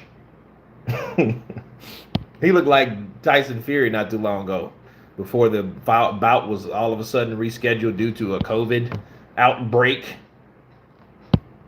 No, it's not it's not Tyson Fury one day, the next day. No, it is Tyson Fury. Like, what the fuck? When did you guys test?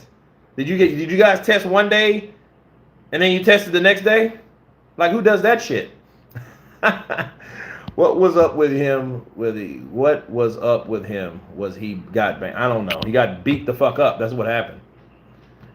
Andy Ruiz looked like 80% Americans overweight. That's why he was liked. Yeah. Paying in women and goats, and Hearn would still accept that offer. They're paying in women and goats. Look when you unveil her. Look, she's fucking gorgeous, mate. Well, give me 50 of them.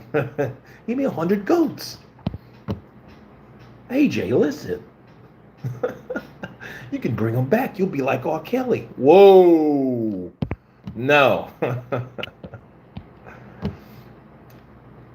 AJ took all his COVID-19 vaccines as opposed to fraudulent Fury. Topentine. You know, that will be something that he could have done. And see, that's all bullshit. Let's just be real. Let's just be real, people. Like that. Like, I'm glad his kid's okay and shit. I think he had a real life situation amongst bullshit. Tyson Fury. I mean, speaking of Fury, you know, him and his buddy Andy Ruiz. They're pulling some shit. You know, they've pulled some wool over people's eyes and pulled some fast ones. Because look, man, you didn't take your shot. You took one shot. And then here's the thing. When Wilder took his shot, the thing is, when Tyson Fury didn't take the shot, that should have been news. And it wasn't. And I was like, okay, well, why wasn't that news? Like, hey, Wilder. And look, first of all, vaccination itself should have been a source of news. Like, hey, both fighters are getting vaccinated, coming to Las Vegas. Since Las Vegas is a high COVID place, both fighters are taking responsibility to get vaccinated. Right? Okay. You didn't hear shit about that. And I'm wondering, okay, why wasn't that, an issue? When I went to Vegas, I wasn't vaccinated, but we were COVID tested. So, and it wasn't bad though. Like we didn't have like masks and shit on like that. But since we didn't have that on, and since they didn't have that protocol, I don't know if they have it now, but you should, like, the moment that Wilder and Team Wilder's team took the second shot, I feel, and really they didn't have to, but they shouldn't have to, see if Tyson Fury took his. So basically they lied to Bob, and Bob was like, well, I thought it was the Johnson & Johnson. Well, You thought it was the Johnson & Johnson, but at the end of the day, he didn't get his second shot. And see, he said he got sick. So if he got sick on his first shot, why wasn't that fucking news? Why didn't anybody know about that? You understand? Like, it's a lot of things that just like, wait a minute. Why didn't we hear of that? Why didn't we hear of that at all? It's crazy. Blue Balls and Fred's victims are Wilder's only fans. You know, Fred asked me to come on his show, and I'm going to come on his show.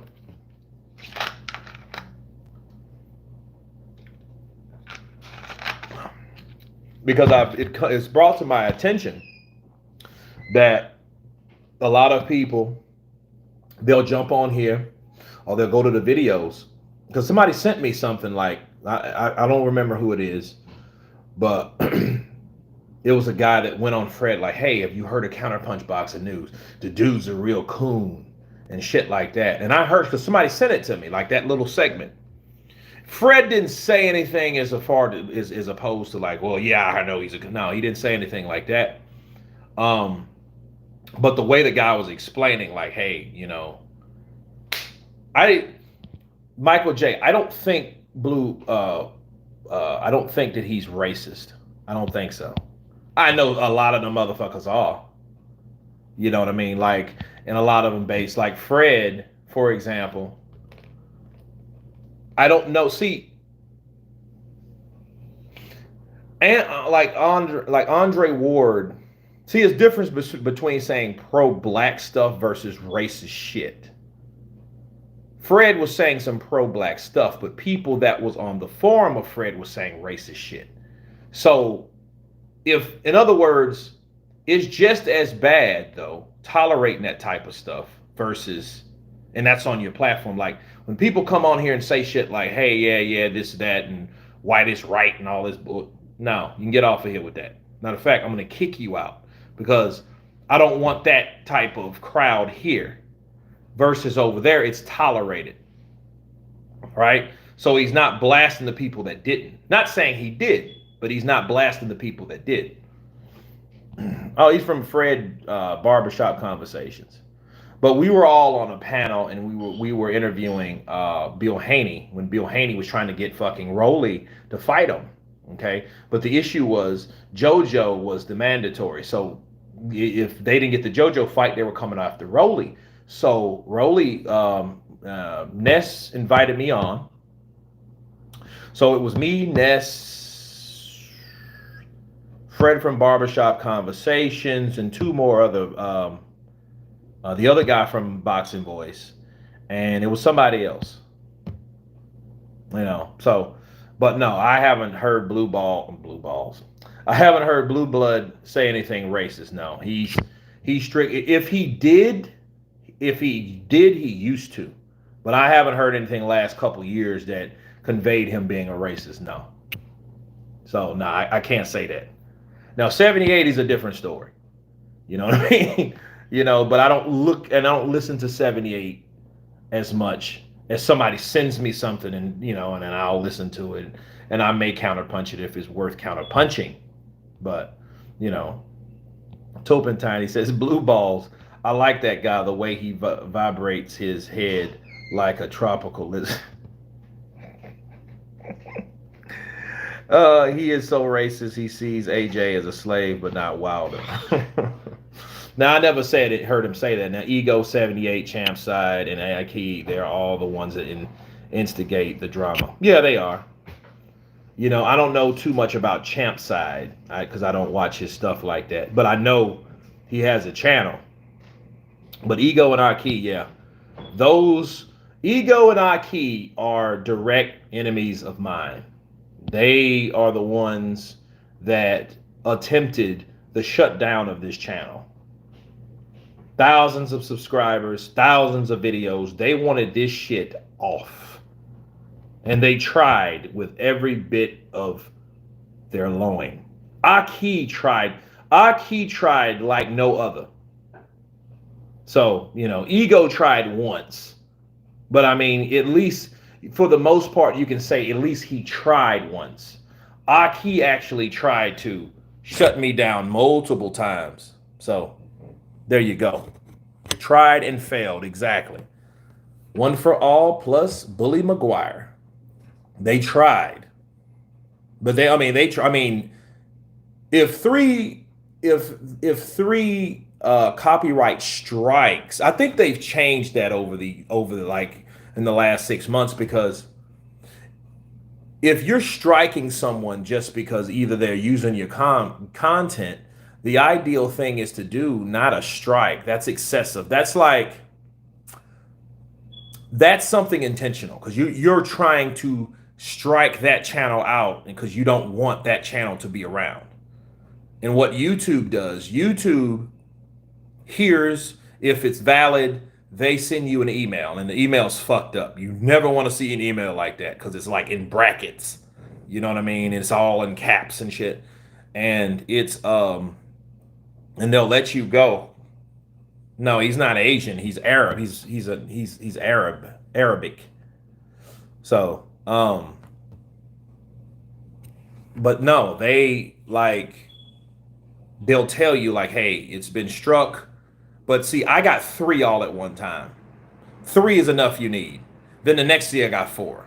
Then the next day I got 5 and 6. Then the next day I got 7, 8. Then the next day I got 9. So every day they went down the list and tried to look for shit, you know.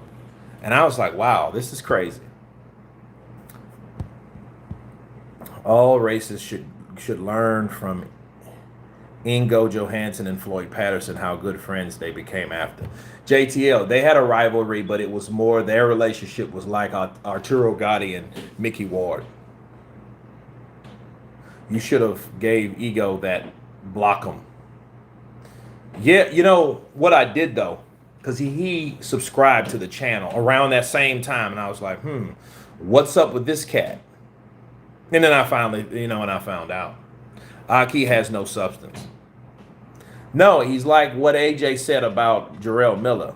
He's nothing. He's shallow. If you cut him open, he has nothing in the inside. Yeah, Blue Blood is chill. I disagree with him heavily, but he's never belligerent, just his viewers. Yeah, but then again, a lot of them, they can't blast their viewers, because those viewers, especially if you got guys like, I heard some foul shit from Lady Shan about Ty Booth. And Ty Booth's, some guy sent a super chat in, and somebody made a comment about George Floyd. And it was a super chat, and then it was like, hey, George Floyd is the black quitter. And like, it was fucked up. I think he erased it, but like he was laughing with it. That shit was not funny. You know what I mean? So, but it just shows you that like what people do for fucking super chats. He should have, blocked him. Thank you for the fucking money, but you got to go, You got to have some type of boundary. And as far as I know, Tywin Booth is mixed, right? He's like YB. You know what I mean? Kurt, have you watched that video, Lies and Delusion, the LDBC? No, I haven't. Let me look this shit up. Hold on. Did you send it to me? Send it to me, man. Mate, I got blocked about 7 times off Blue Ball's channel. Yeah? I mean, you know what? And it probably wasn't even Blue Blood. It was probably one of his moderators.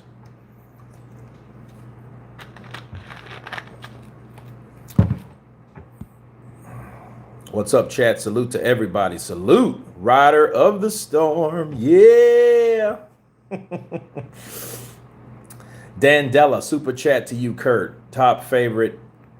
Your top favorite current boxers. Let's see.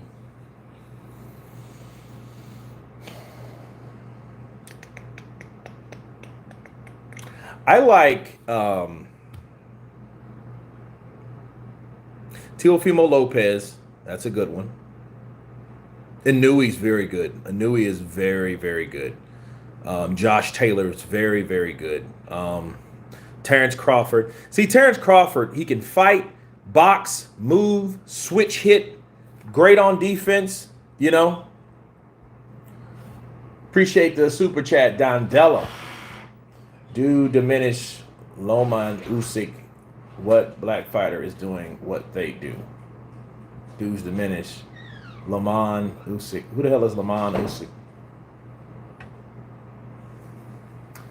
You sounding like fucking Paulie Malignaggi. I don't see black fighters doing everything today. I think black fighters, I think they had their time. Like everybody had their time. Like, you know, you had Irish fighters, they had their time. You know, you had the Jewish fighters, they had their time. You know, like Italians, we had our time. But, you know, black fighters, I don't think their time's right now. Like, get the fuck out of here. They were like, ooh. Dion W. Kurt, I got you up on screen and you got the whole barbershop tripping off your impersonations and raw, uncut opinions. Keep up the good work. DNW, appreciate it, man. And shout out to the barbershop, wherever that is where you're at. Shout out to you guys. Hope you're getting that cut. Don't go too far on the edge, or you will look like Stephen A. Smith. How disrespectful. Yeah. How disrespectful is that fucking hairline you got there, sir? And I'm the one to talk, so there you go. But it takes one to know one. Stephen A. Kurt, you should watch Boxing with Sean. He calls out the LDBC every chance he gets. Well, I mean, here's the thing. All LDBC channels are not bad. Some of them I never heard of. So I can only disagree with some of the stories. I don't just troll the motherfuckers. What I do is, if someone sends me something, you guys know who you are. Like Graham, you'll send me some stuff like, hey, you heard this from Blue. Counterpunch him. You know, something like that. You know, and I'll read it and look at it if it's if I agree with it. And then sometimes if I agree with it, I'll still do a video. So it ain't all about when you counterpunch something, it's not counterpunching because you disagree. You can counterpunch to agree. The counterpunch is nothing but a reply. That's my reply. That's my counterpunch. You know, just like Kurt, that YB is funny, but boy really does think he knows boxing the way he thinks AJ should fight and thinks Rob is a really bad trainer. He's so stupid. Tony Lyons, you know what? I want to kill him so bad.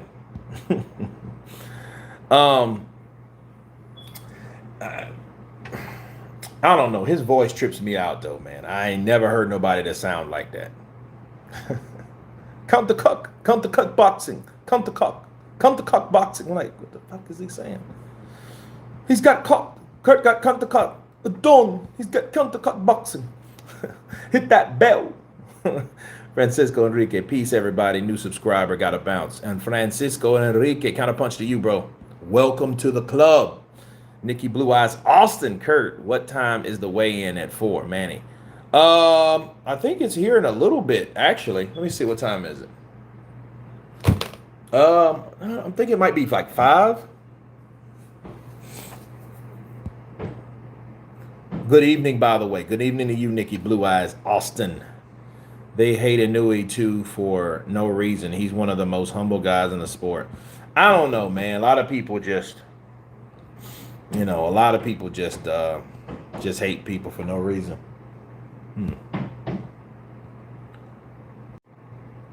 Where's H Money at? I don't know. I haven't seen H Money. I have not seen him for a while. I hope he ain't got his channel struck. Stephen A. Smith is hilarious when he goes on his wild rants. He does. Whoa, let me tell you something. Floyd Mayweather, I love Floyd, but he has to stay away from Triple G. You stay away from that man. Don't go near him. You're getting like showbiz. I love you like a play cousin, but don't go near him. Sean Porter channel is not bad. I like Sean Porter though, man. Sean Porter's a good dude. I don't think he beat Ugas, but I mean, Sean Porter will give everyone action, win, lose, or draw. And he's not a shit talker. He's not a bad dude. He's not a guy that you like to dislike. He's an ambassador. He's a good commentator. And he has still all his marbles as far as I know. But then he's a tough mother sucker. You know, you could tell he looks like a running back from football or something like that. What heavyweight boxer would you like to do an interview with? Oh, man. Mike Tyson, Roy Jones, AJ, Dillian White. Who else? Charles Martin. I would like an interview with him.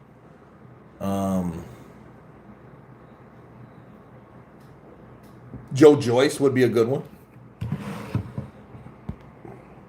Kurt, you ever consider doing a collab with Punish? You can compare your impersonations. Yeah, that's who else was on that panel. Punch. I don't know. Was it?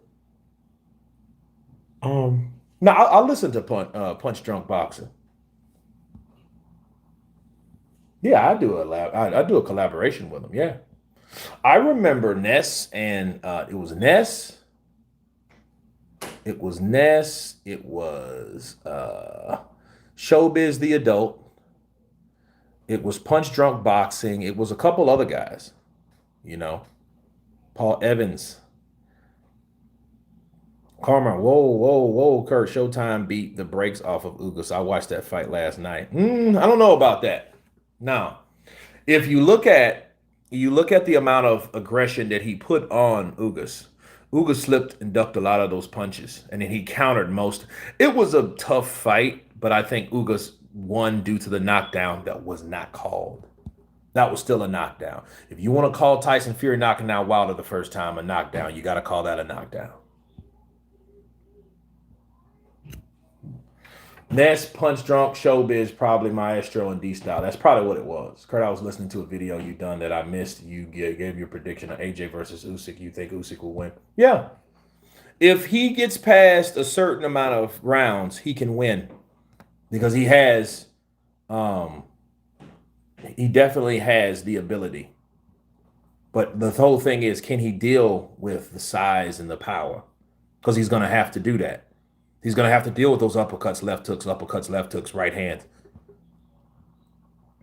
But see, AJ, the question you ask yourself, how much can AJ do that? See, AJ can beat Usyk just by putting the aggression on him. But see, Usyk's a rhythm fighter. See, when Usyk comes on, and if he catches you going in a straight line, Usyk will keep swinging because he knows that, hey, he's trying to retreat. So, and he will come on when you don't think he's going to come on. He did that. I seen him fight Chisora yesterday. And Chisora was trying to get out of the way. And and Usyk kept coming. Showbiz, the Adult, I missed that guy. What do you mean you missed that guy? He ain't went nowhere. Oh, Showbiz too hype for you. Well, I mean, different strokes for different folks. Blaine Walker, an interview with Lennox Lewis. I don't think that's going to work. That's why I didn't say Lennox Lewis. I don't think Lennox Lewis would want to come over here. Because, I've already told he doesn't like me at all. And I could, from certain tweets that he said to me.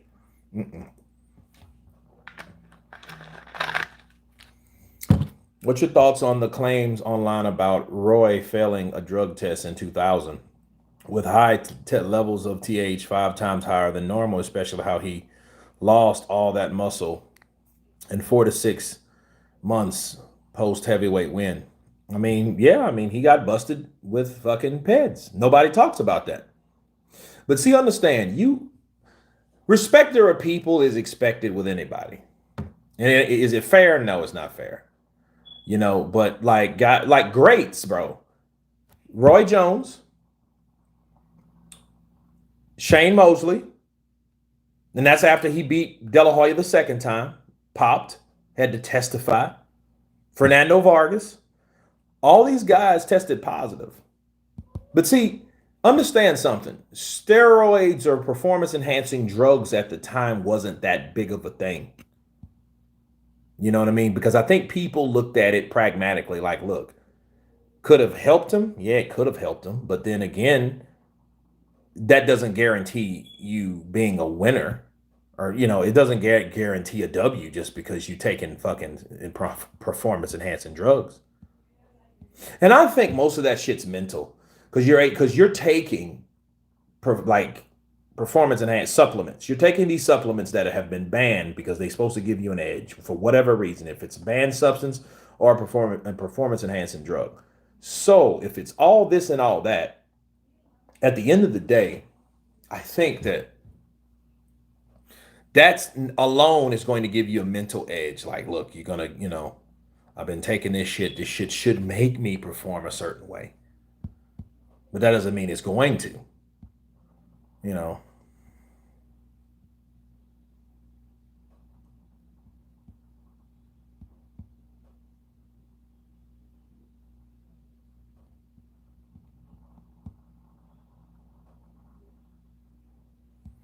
Why did he block you out? Topentine, why did he block you out? What do you think of Ennis out of the Jake Paul versus Thomas? I have no idea. It depends on why is he out?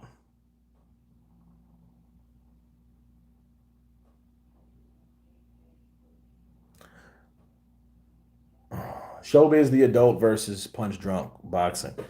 Um, yeah, matter of fact, it was something. It was a good debate. I got to go back and look at it.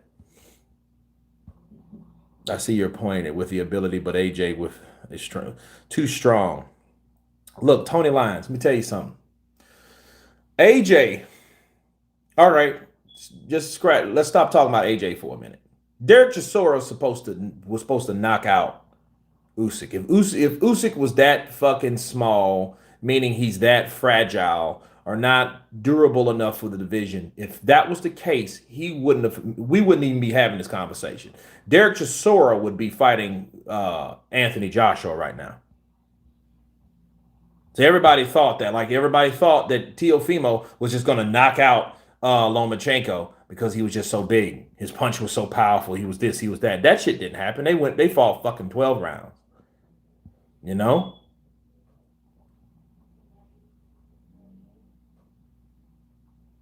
Oh, so he tested positive again. I didn't know he tested positive again, but then again, look at Jarrell Miller.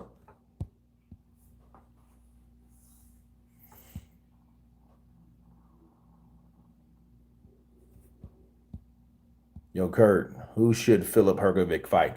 Anybody that's going to fight him. Michael Hunter, the guy he should have fought, that the fight didn't happen for whatever fucking reason. He should fight Michael Hunter. He should get back. Michael Hunter, he got a quick win on an easy opponent. Now he needs to get back at it too.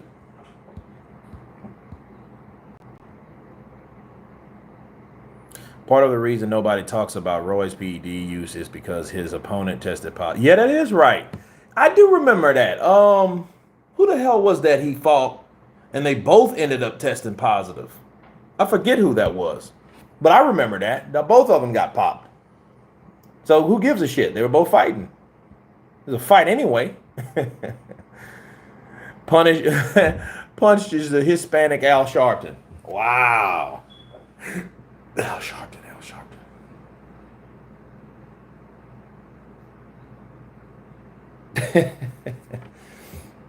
Yeah, he does. Yeah, he does give you that vibe, don't it? Peace out, Kurt. Going to watch the weigh-in on Sky. Nikki Blue Eyes counterpunch to you. Wilder has been cheating and taking steroids. That's not proven. I might be wrong, but I suspect the father time will show up on Pacquiao and Ugas will get the knockout. Well, if it happens, it happens. You know what I mean? But that's what happens when you're 42 fighting somebody 35. But see, Ugas, I think Ugas has to bring it. He can't just be good enough to lose a close decision. You can't do that. Chisora is not a big heavyweight, and the skill set is better on Usyk, but he did get buzzed even though he didn't get hit. I'm going to tell you something. Derek Chisora just recently put Joseph Parker on his ass. So let that sink in. Did he do that to Usyk? No. So there you go. 200 to 236 is a good indicator of PEDs. Yeah, that's a lot of weight to be gaining at one time. This just depends on the time frame. Bob Hope. Wilder is on meds, but he's allowed because medical plus mental in his hand. Metal. Oh, fuck out of here. No, look, he broke his hand because he can't punch correctly. If you hit someone wrong on his jawline, more than likely you will break your fucking hand. Wilder would hit you anywhere. Top of your head, middle of your head. He don't care. He's just landing. AJ should run straight through Usyk. Soon as AJ takes a clean shot from Usyk, he'll realize he can't hurt him and the lights out. Hatton, 1066. That could be his downfall because he gets caught with a shot. It's not the shot that he can take, it's the shot that he can take that he ain't thought he could take. He ain't saw it. So if he didn't, if Usyk hits him with a left, that could hurt him and make him, just watch and see. But the last thing AJ wants to do is think he can walk through Usyk. Because for one, you're not going to walk through a guy with that good of footwork. That ain't going to work. He's not going to just run through this motherfucker just like he's a... No, it's not going to work that way. He broke his hand in a bike crash. Okay. His hand was still broken. He had to mend that shit together. Can't wait for the Fury versus Wilder. My boy is a big Wilder fan, and I'm ready for him to shut up.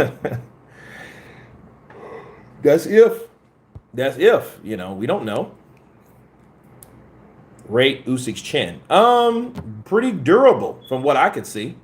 But then again, you got a guy that technically sound. He ain't trying to get hit like that. He'll get hit on the top of the head like Chisora mauled him, in spots. So. Aki is like Ali G.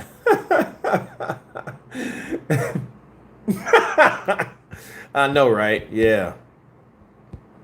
He's one of them cats that grew up in the hood and got his own fucking supermarket, bodega store and shit. Usyk has never even been rocked. I didn't... Like, he took some punches from... But I never seen his legs wobbly or no shit like that. So I guess that's the equivalent of being rocked. You seen Chisora Usyk, it's obvious how AJ will do. Okay. No, it's not. But, okay. Kurt, help me out here. I'm on the phone in a room full of women. Need them to shh a little. Tell them to be quiet. Y'all shut the fuck up!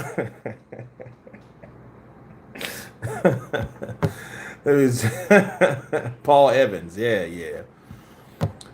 it's a trip, man. It reminds, which I won't talk about, but it reminds me of like I was at work and you just reminded me of maybe another channel.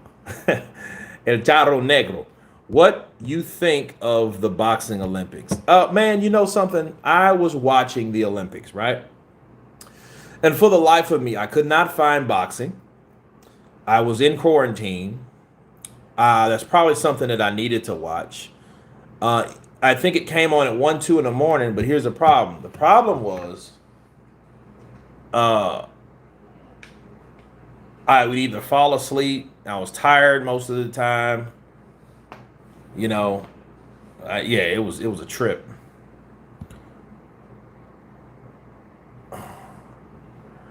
Showbiz the adult wasn't the one that blocked me. It was his moderators. He was shocked when I told him that he couldn't reverse it. Shout out to Showbiz the adult. Couldn't reverse what?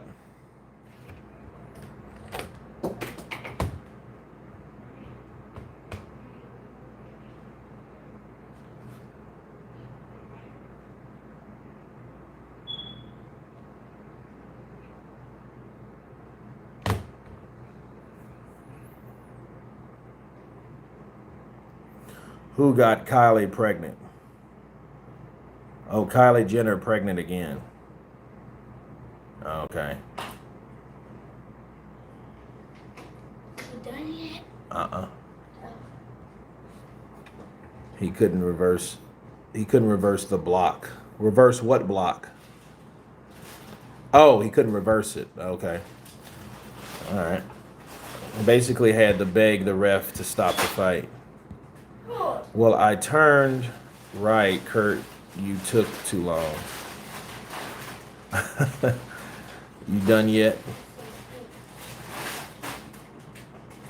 Who's the funnier boxer, AB or Gary Shawty Russell Jr.? Actually, who is, in your opinion, the funniest fighter ever? I think AB is more of a... he's more... of a comedian. He's more likable. Gary Russell is just a mean fucking guy from DC, from the East Coast. And I ain't seen this guy fight in how long? I don't know, man. I knew you were a bitch, shawty. I knew you was a bitch when I seen you, shawty. Yeah, he's a little mad, mean motherfucker. You know, like a pissed off ant. You know what I mean? Gary Russell reminds me of a little dude that's real strong. And I think Gary Russell will fight anybody like streetwise. Because he kind of had that, you know how Bernard Hopkins used to be, that was just ready to fight with sticks, stones, and bottles in the streets of Philly. Like he has that mentality. You know, he's just from DC though. You know, south of Philly. Kathy W. Hey, hey. Tony Lyons is lost. Man said a pissed off ant. He looks like he's like, you know, ants are small, but they're fucking strong. That's why I said that. No disrespect to Gary Russell Jr. I just hope he would fight. He should have fought Devin Haney. That would have been a great fight. Devin Haney and Gary Russell Jr., one of the fastest hands in boxing, taking on one of the young elites in boxing. Come on, man. You know, like, that fight could have happened. Yes. Got him. Ah! Got him. Oh, man.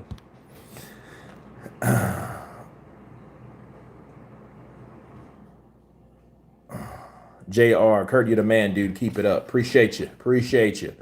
I really enjoyed your outlook towards boxing in general, unbiased, real, right out of the storm. I appreciate it. But you can, man, look, if you look at it, just look at people, man, look at both sides of the equation. Look, focus on fighters, on how and the why, and consider what those fighters go through. It doesn't matter if you like them or dislike them, or like what they do or dislike what they do. But there's a reason for a lot of things. The reasons could be, well, hey, he's mad at this, or the reason could be, you know, that person's just an asshole. You know, it's all personality. But at the end of the day, yeah, I finally got him, bro. I finally got him. Major Key Boxing, I'll do just that.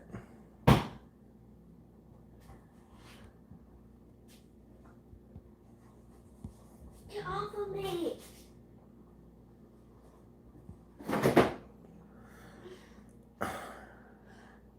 Topentine, he needs to go back to live where you were on and a reverse it there. Yeah, I don't know. I didn't even think you could just, I guess, I don't know. I guess you could put people in time. I know you could block them.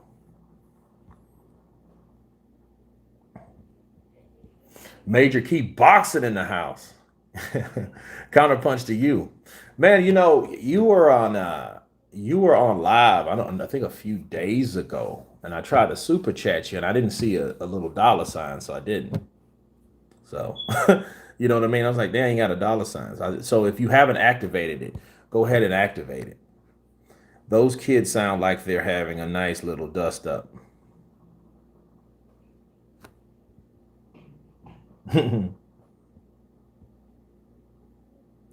AJ is who I want to win, but I'm nervous about Usyk. Kathy W, you should be nervous about Usyk, because Usyk ain't coming to lose. He ain't coming to lose. That dude is coming to show his shit. No, and how old is Usyk? Like 33? Usyk ain't got time to fuck around. Neither does Joe Joyce. Everybody thinks Joe Joyce is young because he's kind of like the new kid on the block when it comes to the pros. That dude's 35 years old. He's a year younger than Wilder. I keep the Cash App on my ticket, but I'm not at a... Oh, okay, gotcha. Yeah, it's criteria and all that stuff. I got you. Kurt Wilder channels are busy calling Tyson Fury one-dimensional fighter just because his fighter said he must use the same strategy in the trilogy. Please make a content of it. Yeah, I'll take a look at it. Because one thing Tyson Fury ain't, he ain't fucking one-dimensional. Because if he was one-dimensional, Wilder would have knocked his ass out the first fight. And Wilder, in fact, I don't know. We'll talk about that later. I'll counterpunch it. I believe they all do, which is one of the biggest reasons they take too long fighting. The testers start when the fighters are announced. I don't believe they use as heavy as they used to, though.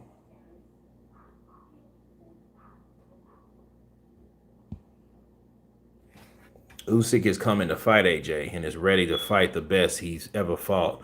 That's what makes this fight so great, in my opinion. Plus, AJ has a lot on the line. Well, AJ has a lot more than Usyk. You can never take away Usyk is the undisputed cruiserweight. He's done that.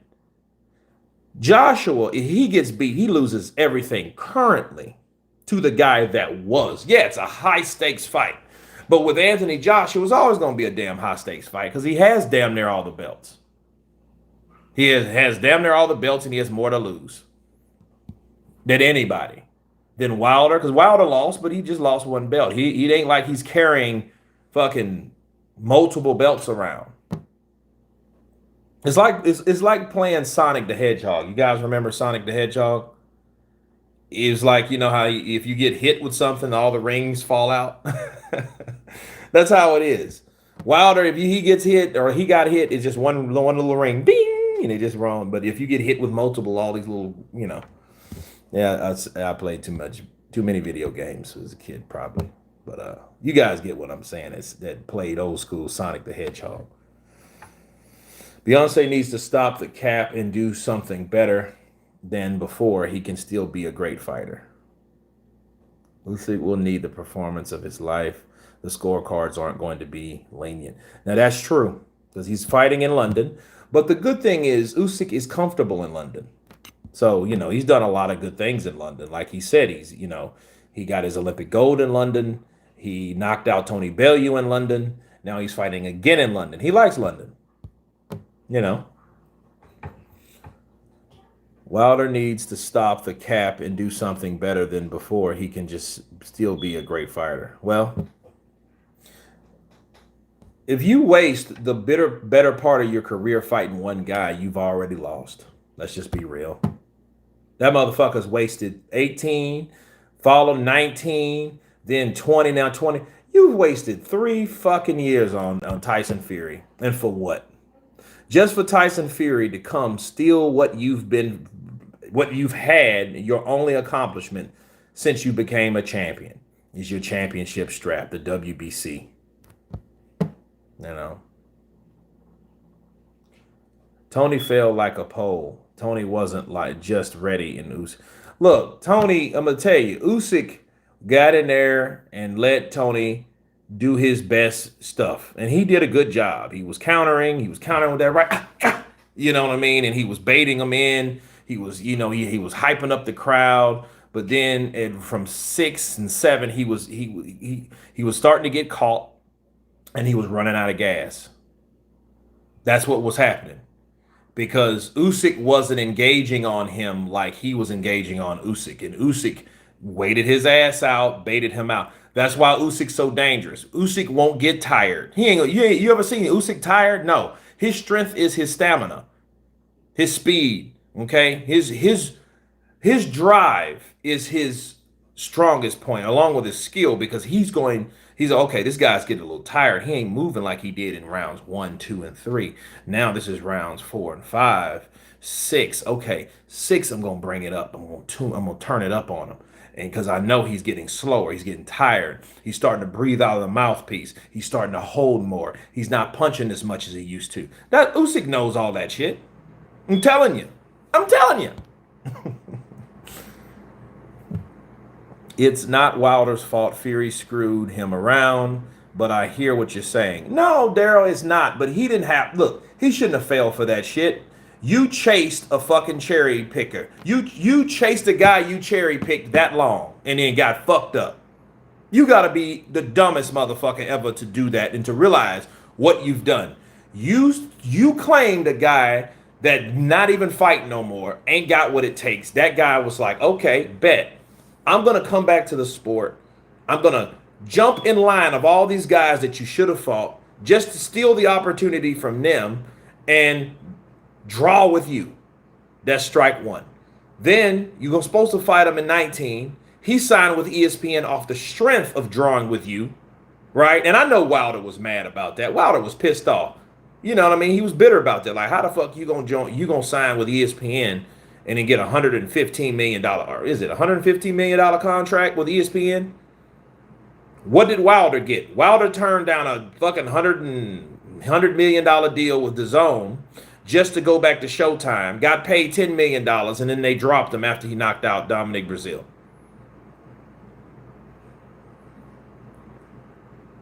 Tyson Fury used Wilder. He used him.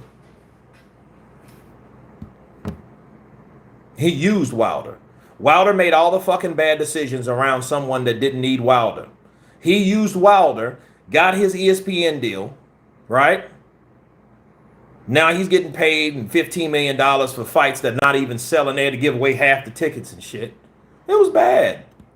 Where Wilder should have continued, hey, let me fight Joshua. He would have been better off. Kurt, when Usyk feels them AJ combos, he'll get tired, believe me. Hey, we'll see what happens. That's my thing. I want to see what he does. I want to see what he can do.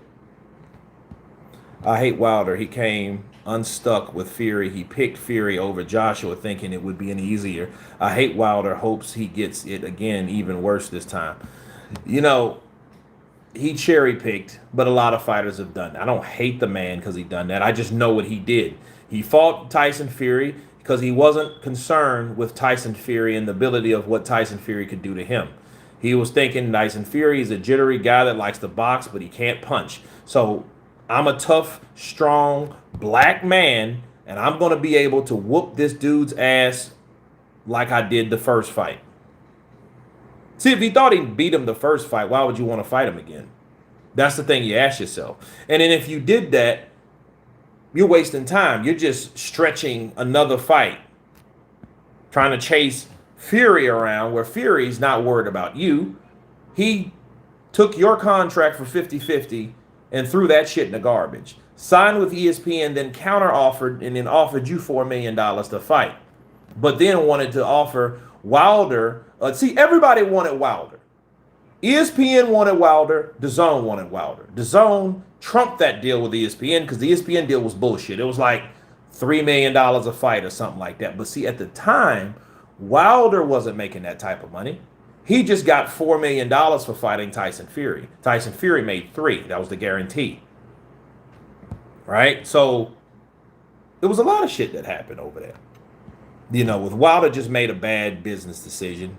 And people advised him bad, and it was bad. Now, his third fight is the only thing they can cap off, because if he loses, they know they're not going to make any more money off of Deontay Wilder. He's done. Tyson Fury does him like that again. It catapults Tyson Fury even further. Then if Joshua beats Usyk, those two will be by themselves in a league of their own, and Wilder will fall through the cracks. Then Dillian White will be that next guy that steps in by default because there is no Wilder fight to fight. That's all. I mean, you know, but understand, Wilder shot his wad fucking with Fury.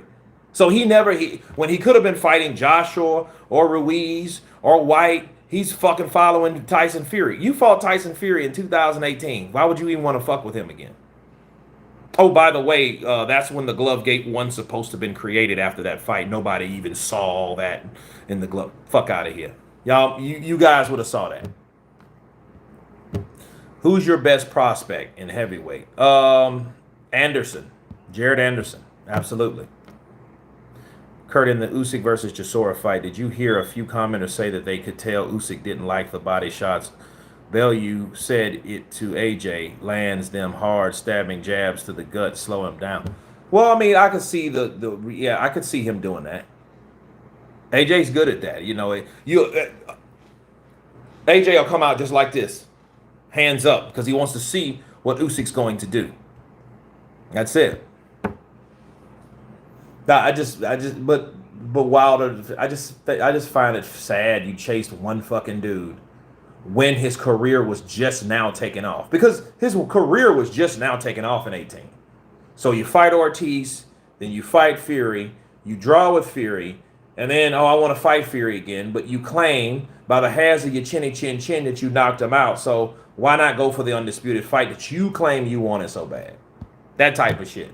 You keep fucking with this guy, then all of a sudden he's the biggest cheat in boxing. The biggest cheat in boxing that you gave all these opportunities for, right? And two, over people that should have been fighting, like Dillian White. He should have fought Dillian White after that.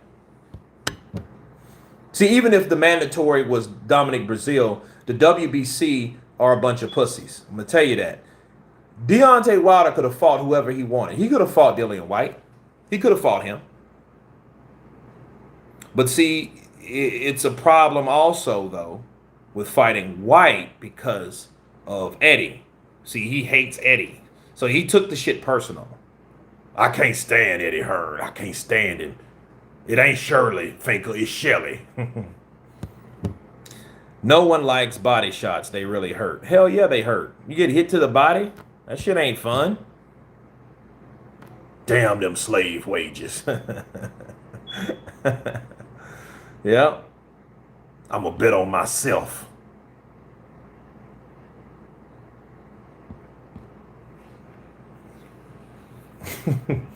Yeah. Well, it is what it is. So, but Andy Ruiz, back to this cat. Everybody thinks he's a one-hit wonder. And they will think he's a one-hit wonder until he does something that proves that he's not a one-hit wonder. But I can tell you this. Taking a break from the sport of boxing after making a comeback is a bad decision on his behalf, especially after having the performance that he has. He understands something. Andy Ruiz's performance was slim, and he's on the low end because he had something to prove. What he had to prove was, this was just a fight for me being rusty. So you knock off the cobwebs, right? Only to take a break for a surgery or for something wrong with your knee that you needed to do 3 years ago. That sounds irresponsible. It sounds very suspicious. And it is not motivating at all to make me think or feel that he wants to fight the best in the division. But we will see what he does next. So if he does fight another so let's say he goes in there and fights Chris Arreola again. That shows you that he's not on the level. He just had that opportunity with AJ, and he doesn't intend on fighting anybody on the elite level. Miss Madeline, Kurt, watching from South Africa. Love your channel and commentary. You keep it objective always. Counterpunch to you, Miss Madeline. TIA, baby. You already know. Can't believe some people say Wilder is the face of boxing. They want you to believe that shit because that's the fighter that they want to be the face of boxing, not the fighter that is. Now, does he have drive? Sure. When he does something, yeah, people listen. So yeah, he's increased his profile 100%. He has done that. But is he the face of boxing? No. He's one of the fighters in boxing currently in the heavyweight division that makes it interesting. Yes, he is. But how interesting? He's made it interesting in some negative ways. We have to remember that.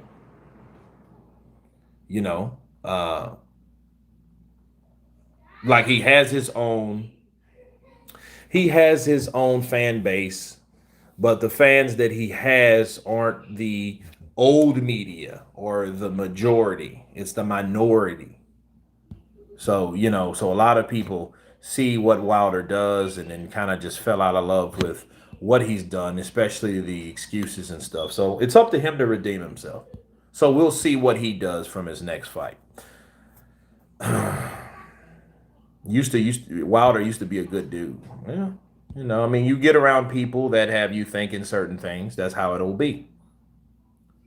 I'm not a Wilder fanboy, but the guy is very entertaining to watch. Yeah, he's like when he fought Ortiz that first time, he cocked it, that's impressive. He has pizzazz. He has it in his own unique way. Andy Ruiz Jr. is the modern day Buster Douglas. Tony Corbett. We will find out what he is. We'll find out what he is. And I don't think he's a Buster Douglas because Buster Douglas' career is finished. It's complete. It's over. So we've seen what he's done, and he hasn't done nearly what Buster Douglas has done. So yes. So out of 4,500 votes, 35% think that he is a one-hit wonder. Not if he's the next Buster Douglas, but he's a one-hit wonder. So until Andy Ruiz can show us otherwise, he will be regarded as that. Not by my standards, but by you guys that voted. So that's just me just giving you guys an update on Andy Ruiz, like I promised. I'm gonna go watch the weigh-in. You guys tell me what you think about this verdict on the votes. Thank everybody for coming on. God bless you all, and I'll see you tomorrow for the Manny Pacquiao versus your Dennis Ugas live. Until then, everybody's been counterpunched. I'll see you guys later. Everybody from Tony, Lions, Topentine, Miss Madeline, TIA, Charlie Torres. All you guys have been counterpunched. Peace.